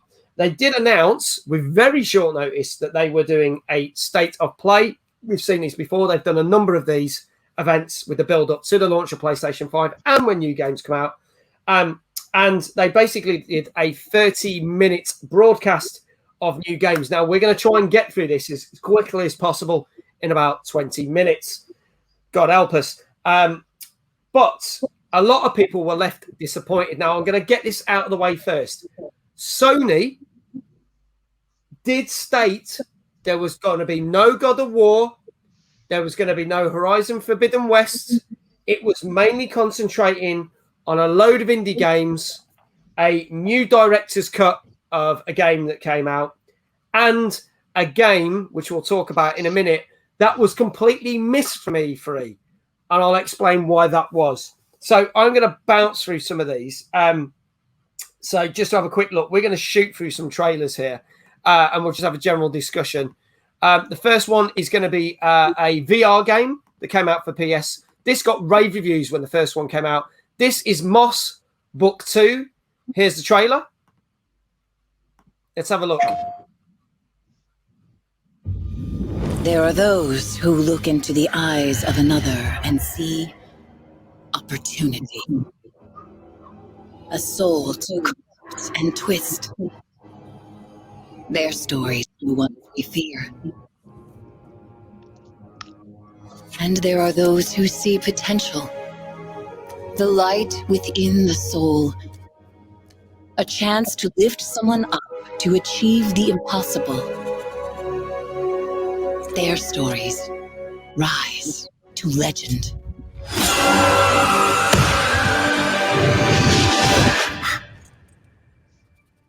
So tell me, what do you see in Quill? Because her story depends on you.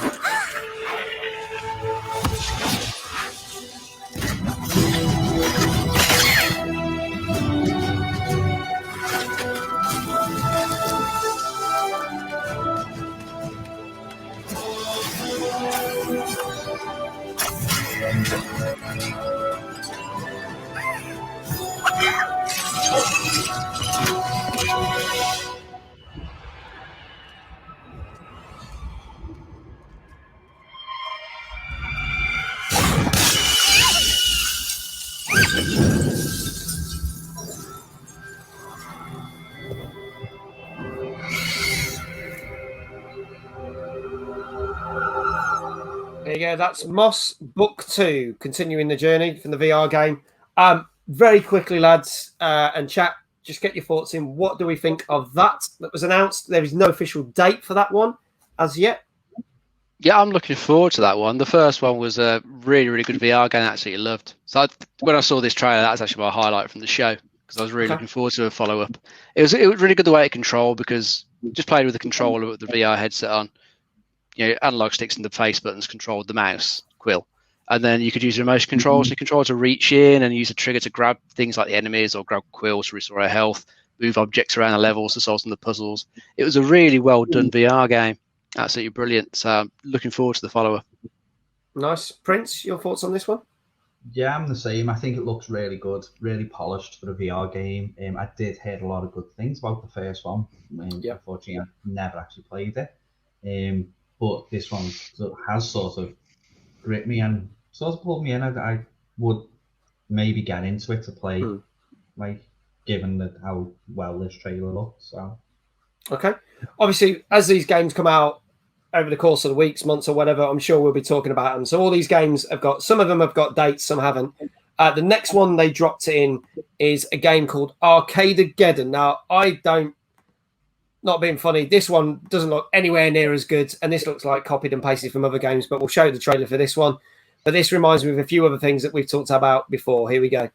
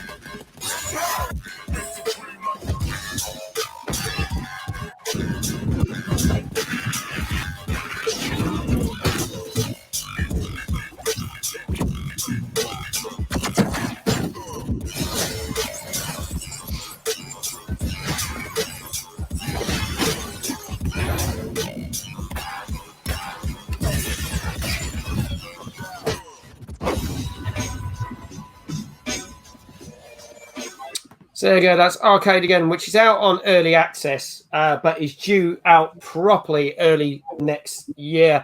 That to me looks like Fortnite mixed with Knockout City, mixed with Splatoon. And really, do we honestly need it? Guys, your thoughts on this? As you say, it's just another one of the same in trying to just place itself in the market. Looks sort of very PvE, looser shooter. Then it's got some PvP arena modes to it. It doesn't look anything particularly special. I mean, I think it's free to pick up at the moment in early access, so it might be worth a look to see what it's like, but I don't know, not one that grabs me. Prince?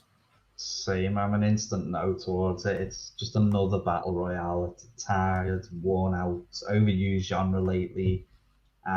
Like I said, it's just cobbled together from other games. I think they're trying to ride the hype train, but a bit too late. So yeah, that's an instant no from me. Okay, no worries. This next one actually comes out at the end of this month. This is Tribes of Midguard. Let's have a look at this one. The giants have come to Midguard, and you have been chosen by the gods to protect this realm. But your first task is to find some new clothes that aren't exactly crafty.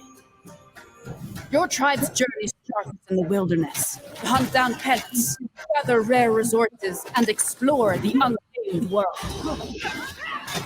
Once you've plundered all you can carry, return to your village and use those resources to forge Viking-worthy gear. You must protect the seed of Yggdrasil at all costs, or this world and everything in it will be destroyed forever. So take heed. The helpings rise when the sun sets. Destroy these dark spirits before they destroy the seed. Each victorious knight makes way for a new day, to venture into new lands, build to greater heights, and face fiercer creatures. And with great risk comes great rewards. But be careful. You're of little use to Midguard squashed by a troll. Craft legendary weapons, build deadly defenses, and grow the strength of your tribe, because those giants are on their way. And it's time for us to end their path of destruction. Let's show them our might is greater than their height.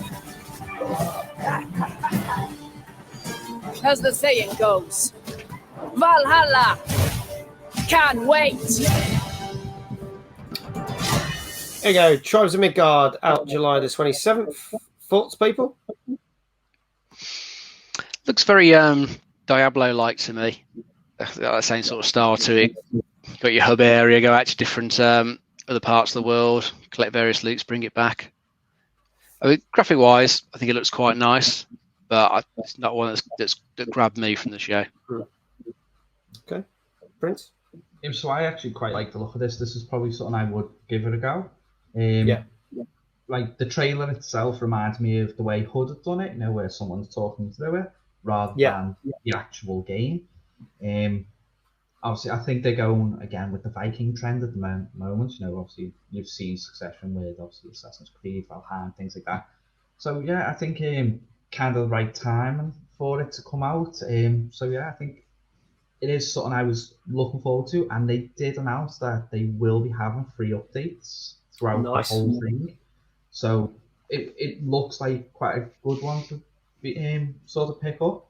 The other thing is they are going to be running seasons as well, so they change.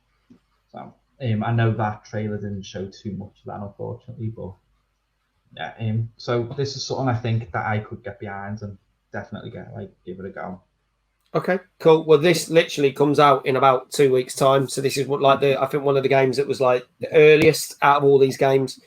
Now, a game that I unfortunately has not necessarily, I don't think, the greatest name. This is Fist that come into PlayStation. Make of that what you will. Put your dirty jokes in the chat if you want to. This is due out September the 7th.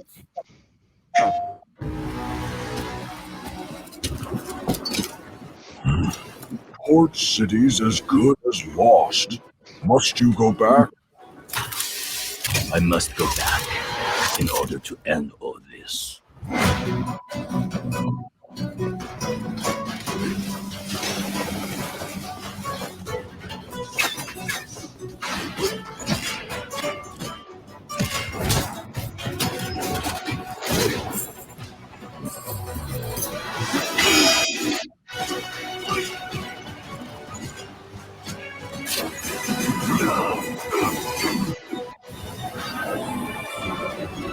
You shall now witness the true power of the Spark Raven!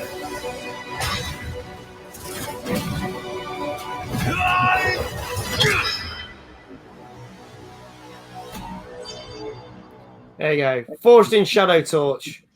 Comes out in September. Thoughts on that one? Prince, I'll start with you. So mine was, it pretty much just looks like Biomutant in Oddworld, like with the side scroller. Unsure about it, because obviously one of the big selling things for the consoles were how powerful they are. Is it really that powerful if you go for this style game? It doesn't look like it's going to utilize everything that next gen consoles have to offer. So I'm sort of mixed on this one. Okay. All right, Dave, your thoughts on it? It's this one that caught my eye because I quite like a decent side-scrolling action game. So I didn't think it looked too bad. I thought it looked interesting. Some rabbit with a big mechanical fist strapped to his back. It could be good. It's what I need to know a bit more about, really, before I make a decision on it. I wonder whether, since it's like on PS5 as well, whether it could end up being one of the PS5 releases on PS Plus for whatever month it comes out on. Possibly. If it does, I'd definitely have a look at it then. Okay.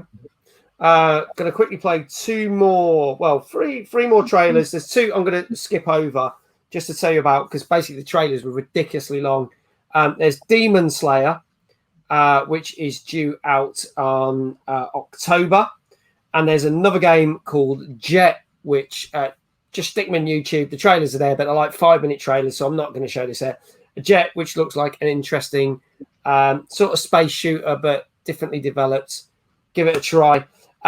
One of the games that came up that in Dave's highlights of E3, and there's a new trailer for this, was Sifu. I think that was on your list, wasn't it? It was, yeah. So I'm going to quickly play. This is a trailer that they showed at this one. So this was already kind of announced, but here it is for people who hadn't seen it from E3.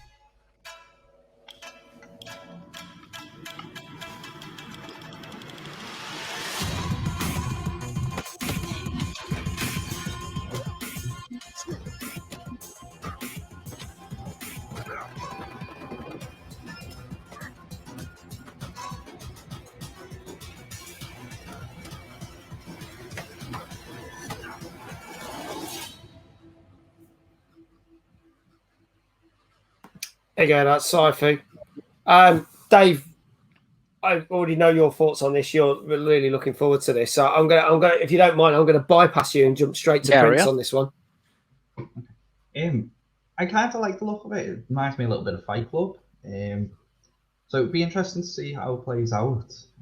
Obviously, when released, we do see some of it there, whether it plays like that. But yeah, I think it could be an interesting one. It's nice sort of change of pace. At least it's not another battle royale. Yeah. So that's my thing on that. So yeah. That's due out early 2022, I believe. Got no official date, just says early 2022. One game that has been announced, which is coming out in September the 24th, they've actually said is going to be the last one of the series. This is made by the same people who make the Yakuza games. And again, we've talked about some of these games because they've had a master HD remaster. We talked about this is going to be the last one of these games. This is Lost Judgment. Let's check out the trailer for this one.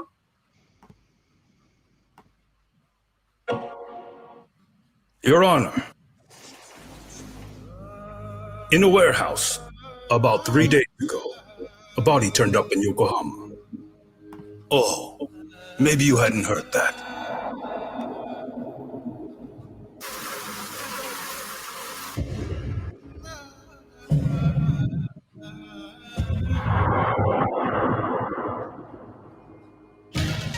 You mean it's revenge?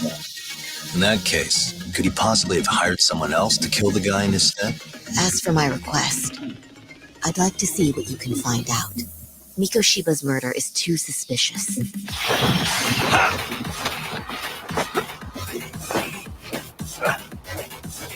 Suspicious? Hey.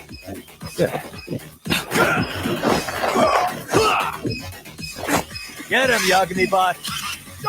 Take a nap. This race is mine. Let's fly. Go. Woo! I believe in you, buddy.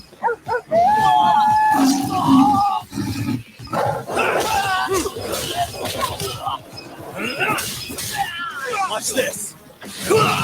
Believe me, I'm just as clueless as you are, much as I hate to admit it. They said to tell you, this is your final warning. They've been spying on me? I guess we couldn't ask for a better piece of bait. What the hell do you think you're doing? This has nothing to do with her. Stop! Kawana!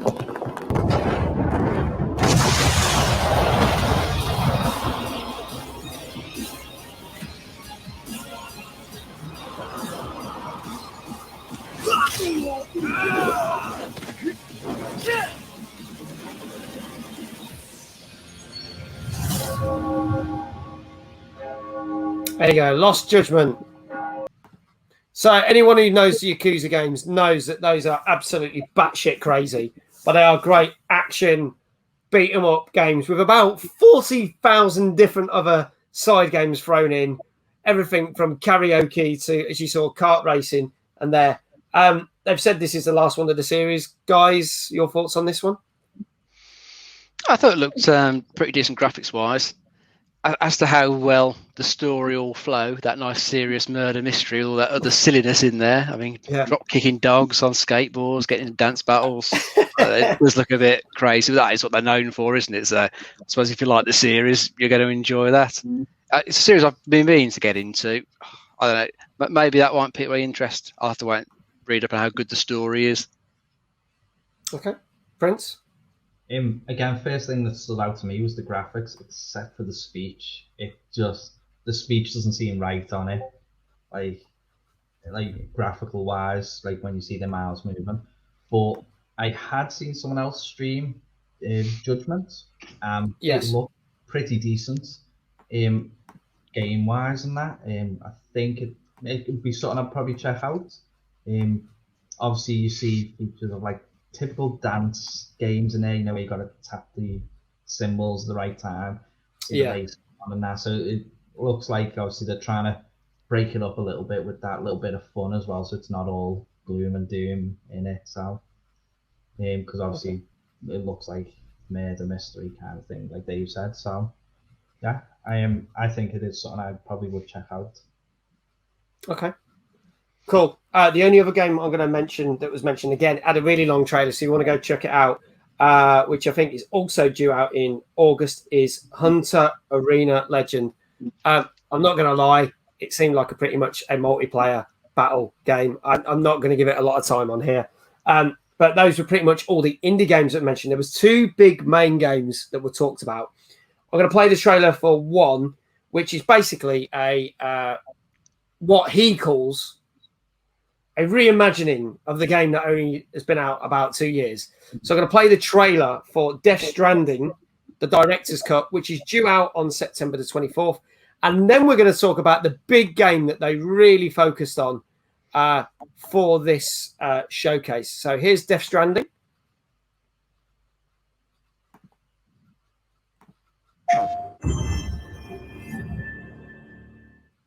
Once there was an explosion. A bang which gave rise to life as we know it.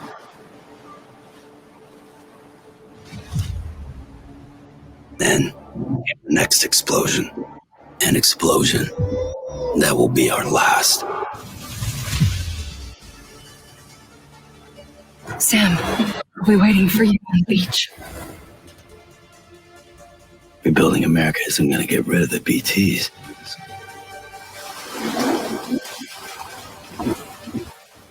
But at least we'll have hope. I'm a porter. I don't care about connecting anything. You see, I've come to understand the truth of the Death Stranding.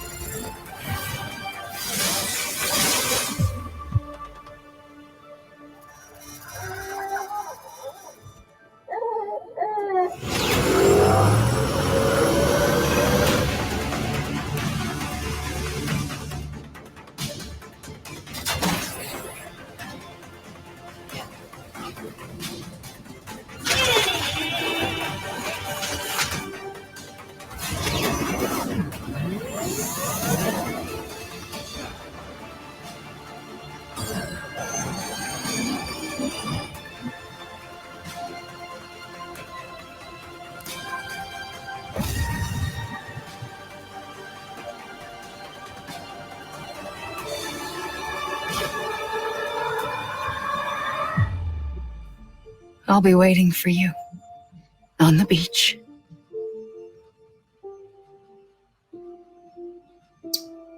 So there you go. That's Death Stranding director's cut. Now, I'm going to say that was a game that never really appealed to me. Not that I could play it because I haven't got a PlayStation. But after watching that, I was like, that seems a lot more interesting than people made this out to be. Because all I kept hearing was, oh, it's a bloody courier simulator. You walk from one place to the other and that's it. But that seems like a lot more than that. Am I wrong, guys? What, am I missing the point? I think it was a bit of a Marmite game when it came out, because it did kind of seem like it was just pretty much walking from point A to B in like the wastelands of America by way of Iceland, because it doesn't really look like America at all. So I'm and about it. I've never brought it, never played it. It looks more interesting with that director's cut stuff. It looks like there's a bit more to the combat, because I didn't think there was much to the combat originally from what I read. So I might have a look at it. It definitely piques my interest a bit more now. And Prince? Yeah, I'm the same. This piqued my interest a little more now I did play it, and my first thought to playing it was just Royal Mail Simulator. Yeah. How much you were just from one place to another delivering stuff. I never finished the game because I just got so bored of it. But yeah, I think obviously with this, if it's adding a lot more towards at least combat, it should sort of break it up a lot more. Because they felt like they were few and far between. So I found the game very slow, but I know it was one of, like you said, very Marmite. It was a 50-50 split kind of. You either really liked it or really hated it. So hopefully this starts to bring in that morally grey area where people are like, oh, it's all right. Yeah. Okay, well, that comes out September the 24th, the director's cut of Death Stranding. Now, the main focus on the 30-minute showcase was about 10 minutes given to the final game that's going to be a Bethesda, not necessarily exclusive, but PlayStation are getting it first. We know that it's going to come out to Xbox and that about 12 months later. But that is Deathloop. Now, I'm not going to play a trailer for Deathloop. What I'm going to do is just play some footage in the background and just discuss a few things. So let me just do that first, and I'm actually going to do that as well. There you go. I'm going to put that on in the background because when I saw the trailers for this and this was announced, I was very excited for this. So I'm very much looking forward to this. They gave you kind of a 10-minute full playthrough of how something will play out, shows you things. This does look more so now like Dishonored. Now I've seen some of the things in it. Now, the reason a lot of people were a bit funny about this being the main focus on the state of play thing, but see, to me, it was a good thing because this got completely ignored at E3 because obviously Bethesda were not going to talk about this at the Xbox Bethesda showcase, but it was not mentioned on any of the other showcases either. So I felt that it was given justice for this because this is literally out on September the 14th. We know it got delayed, but this is looking pretty damn good. I'm quite excited for this. And anyone who's not familiar with this is a game where if you're familiar with Arcane games who've made Prey and Dishonored games, you have certain skills, you have certain weapons, etc. But the whole point is if you die, you start back at the beginning, but you learn things to help you kill your targets. I really like the concept of this, but the biggest thing is there's this other person that is after you, which can either be controlled by another player or AI who will try and make it more difficult and will try and kill you so that you end up back in the death loop, where your mission is to get out of the death loop. I know, Prince, you're well hyped for this. I want to hear your thoughts on this one. Like you said, I'm well hyped. Massive Dishonored fan. Loved that franchise because it was something unique, something different. And then obviously they ended that after Death of the Outsider. So seeing this come out, this was announced obviously when they first announced, like when they were doing the PlayStation 5 reveal. Yes. So I've been hyped since then. Absolutely love the aspect of it, given obviously that it's got the supernatural powers from Dishonored, along with sort of the stealthy assassin thing. Again, or you can go all out chaos. Doesn't have the same repercussions it did in Dishonored, where obviously chaos caused the plague to spread a lot more, and things like that. But like I said, you've got to try and break the loop. Now there are multiple ways to do it. Each level doesn't just have one solution, the same way they did with Dishonored. I think Arcane have got that down to a T. Yeah. You find your clues throughout the world. You could literally perch on a ledge and listen in on conversations to gain these clues on how to complete the mission. Again, something they got from Dishonored, so I think it pretty much has been inspired by it, while also being a new take on it completely.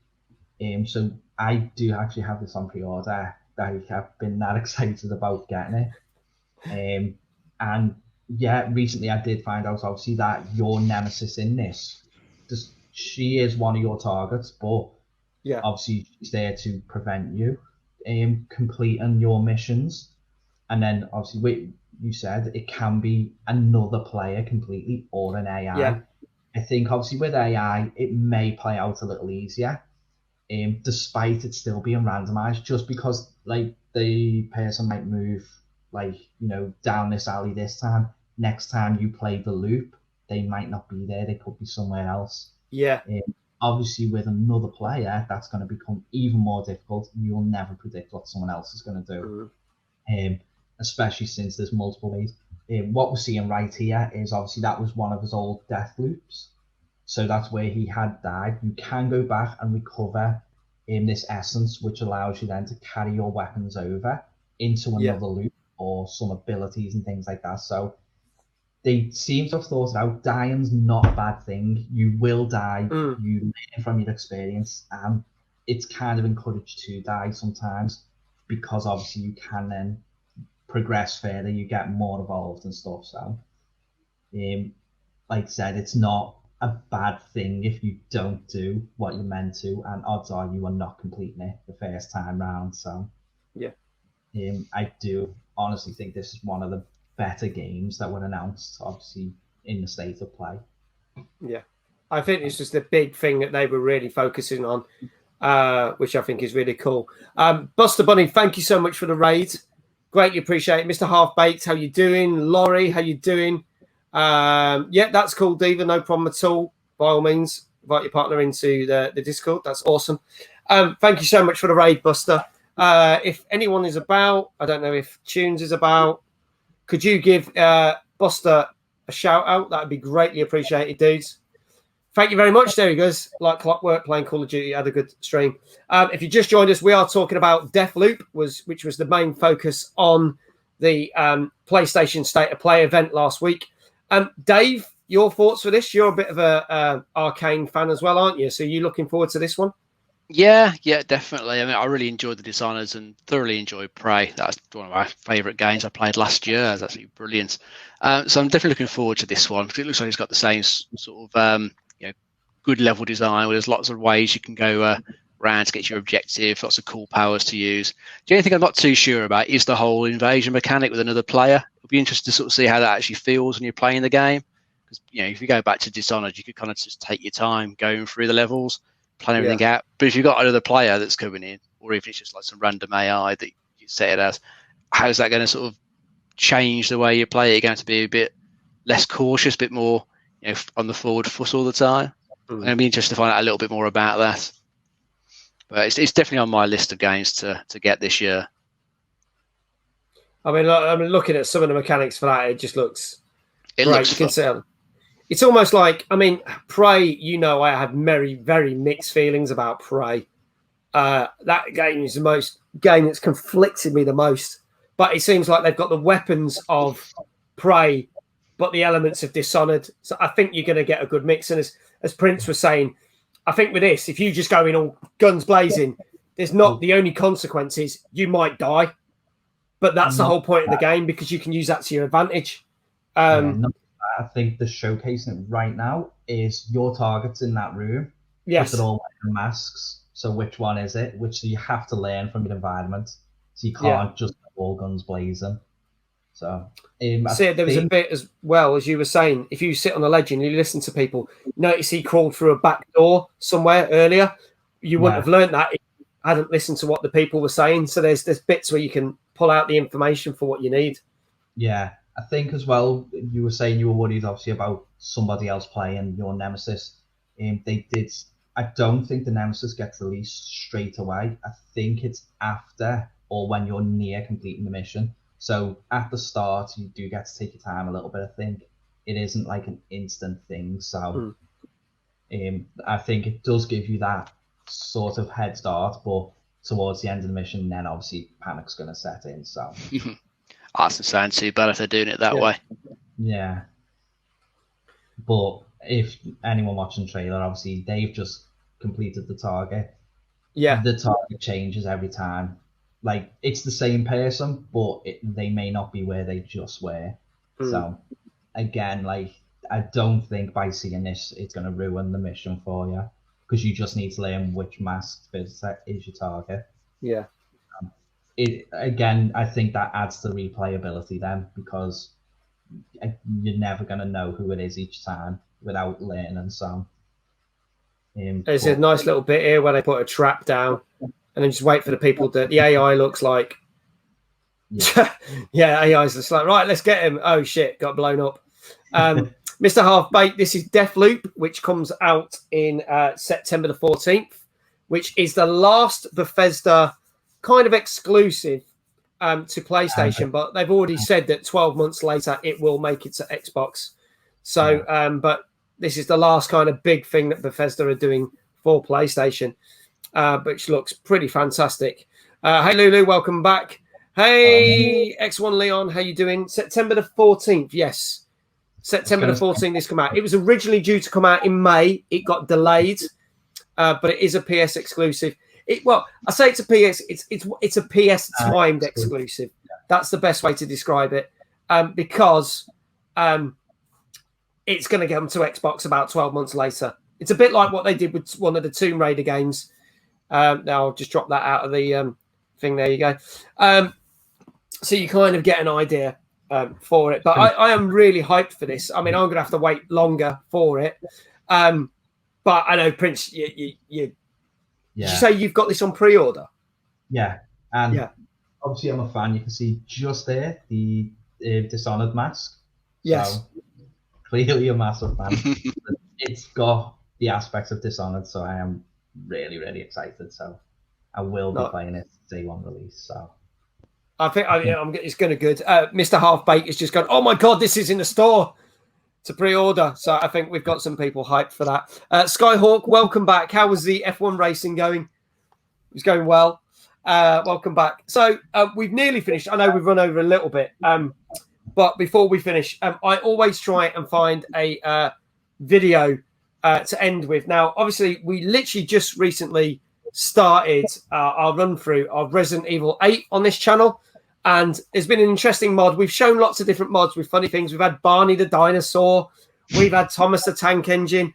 This one's a bit mad because without doing too many spoilers, there is an end-of-game boss which has a big rotor blade, which looks like a fan on his arm. Now, it has been said that this has been stolen from a film. We don't know if this is going to go into another lawsuit for Capcom or not. I don't know. We'll have to see. But someone thought it'd be a better idea. They said, well, let's make it non-suable. So let's make a fan of the game. Let's make a fan mod. You'll see what I'm on about when I play this video. This is probably the strangest thing to ever hit Resident Evil. But have a quick look at this fan mod.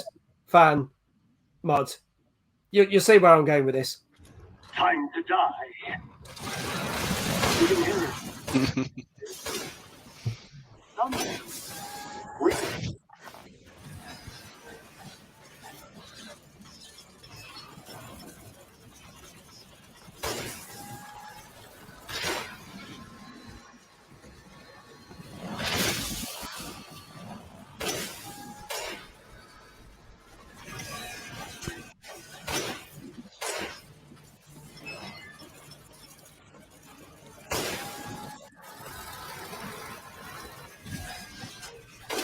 There you go, folks. You get the idea. It was the fan that modded a fan into the game. There you go. Basically, it saves them from getting absolutely sued. He wants Capcom not to get sued because of the similarities to the last boss and all that. Is your biggest fan? Get it? I know. Yeah, you have to get that one out. Thank you, X1 Leon. Kendall, hello. Welcome to everyone who's joined us. I wish the fan I bought from Amazon had been that strong. Yeah, I think a lot of people instead of it blowing up. Thank you, Jesse. So a couple of things to announce, folks. Thursday night, we are back for our second ever Thursday night quiz show with Little Panda. Grumpy Butt, thank you for the follow. Greatly appreciate that. It's taking me over 450 follows. Greatly appreciate that. Yeah, do they got a decent extension cord? That's the big question. If not, it ain't going to be that scary because you could run down a long corridor and it'll get stuck. There you go. So we are doing that quiz. If you want to check it out, it will be hosted on my channel, but it will be on Little Panda's channel. Please go check it out. We have a number of contestants. Prince was a contestant last month. We have our reigning champion, I should say, Melons, and some brand new contestants, and see if Melons can get knocked off the top slot. It is a bit of fun, but if you take part, you get to promote your channel and tell us about your streaming, and we try and get a load of people who are watching it to give you a load of follows. So you can't say fair than that for a bit of fun. So go and watch the show on Thursday night, either on my channel or Little Panda's channel. And if you want to follow Little Panda, I'm going to give him a shout out because he was here earlier. He's actually working on the show. I hope I've got that right. I bet you I've ballsed up his, I think there's numbers on that, isn't there? No, there it is. Go follow that. I think I got that right. No, that's wrong. That's why. Damn it. What is it? Amazon. Oh, there you go. Thank you, Lulu. Lulu got it right. I forgot the 24/7. Damn it. Trust me to do it. Leave it to the mods. The mods get it right. I just sit here and talk shit. That's what I get paid for. So there you go. So that is Thursday night. We've got loads going on. We'll be back next week with another TNGC on Tuesday night with all the latest games. Our guest next week is Mr. Chris Dawes. It will be the second time he's on the show. A very sweary Star Wars fan. So if you're offended by language, then I'm sorry, but you just have to fucking get used to it because he will be swearing like a trooper, like he was. And he's very upset that we're not going to be talking about the Prince of Persia game remake that, frankly, in his own words, I don't give two fucks about. So that'll be next week, folks. Also, my bonus streams, my schedule went out today. Bonus streams announced this week. Yakuza Like a Dragon, Conan Exiles, and Prince and me were talking about this game. It's still in game preview, but it's just had an update recently. We are going to try Grounded this week. So check those out amongst all the other games that I normally stream in this week. I want to say thank you to Buster for the raid, Becca for the raid, Lulu for the bits, Skyhawk and Grumpy Butt for the follows. But a big thank you to our guest this week, Mr. Prince Hazard. Go check out his channel. Can I get a shout out, Lulu, for Prince, please? It'll happen. Don't worry. I know she's on it. Yeah, well, thanks for having me anyway, Mag. Obviously, you said you were playing Grounded. Good luck with that one. Thank you. It should be interesting. Honestly, first time I played it, within 2 hours, I was taking down the big spider, so you should be fine. Yeah, and I don't like spiders, so I think I'm probably going to shit myself on a kid's game. It's got a special mode, though, hasn't it? So you can make them look more like blobs. Oh, can you? Yeah. It's an arachnophobe mode. I'm not going to do that. People like my channel because they like me looking like I've just shat myself. So I think I will go full spider mode and cry. Don't do what I don't. Put it to the channel, like to whether or not you should fight the spider, because it was them that said yeah to me, so I had to do it. Okay. I figured it out and I won eventually. But oh god. Luck. I will message you straight after that stream. We're streaming that at 5 o'clock on Friday afternoon. I will let you know if all my typing is just a gibbering mess. It didn't go well. Get yourself a stiff drink ready to calm your nerves, mate. Yeah. To be fair, it's pretty much the standard of most of my streams. They don't go well. Like the stream quality is good, but playing the games poor. And Prince knows that. Poor. I'm not a good gamer. I'm terrible. But there you go. Rocket League comes to mind, maybe. Yeah. That's all we need to say about that. If you're wondering what we're on about, go and watch the VIP Rocket League stream from a couple of weeks ago. Go check it out. Where Prince just kicks my ass all over the court, literally. There you go, Lulu. Thank you very much for the 5 bits. Greatly appreciated. We are going to wrap up this show because, frankly, we've overrun by 25 minutes. That was not my plan, but thank you everyone who's been here on the chat, and take care. We will be back next week, as I say, with another TNGC. Thank you to Dave, as always. It's a pleasure, mate. And we shall see you back tomorrow night with Tunes, my mod, and me carrying on our playthrough of It Takes Two. Take care, folks. Have a great morning, great afternoon, great evening, wherever you are. And I shall see you very soon. Goodbye.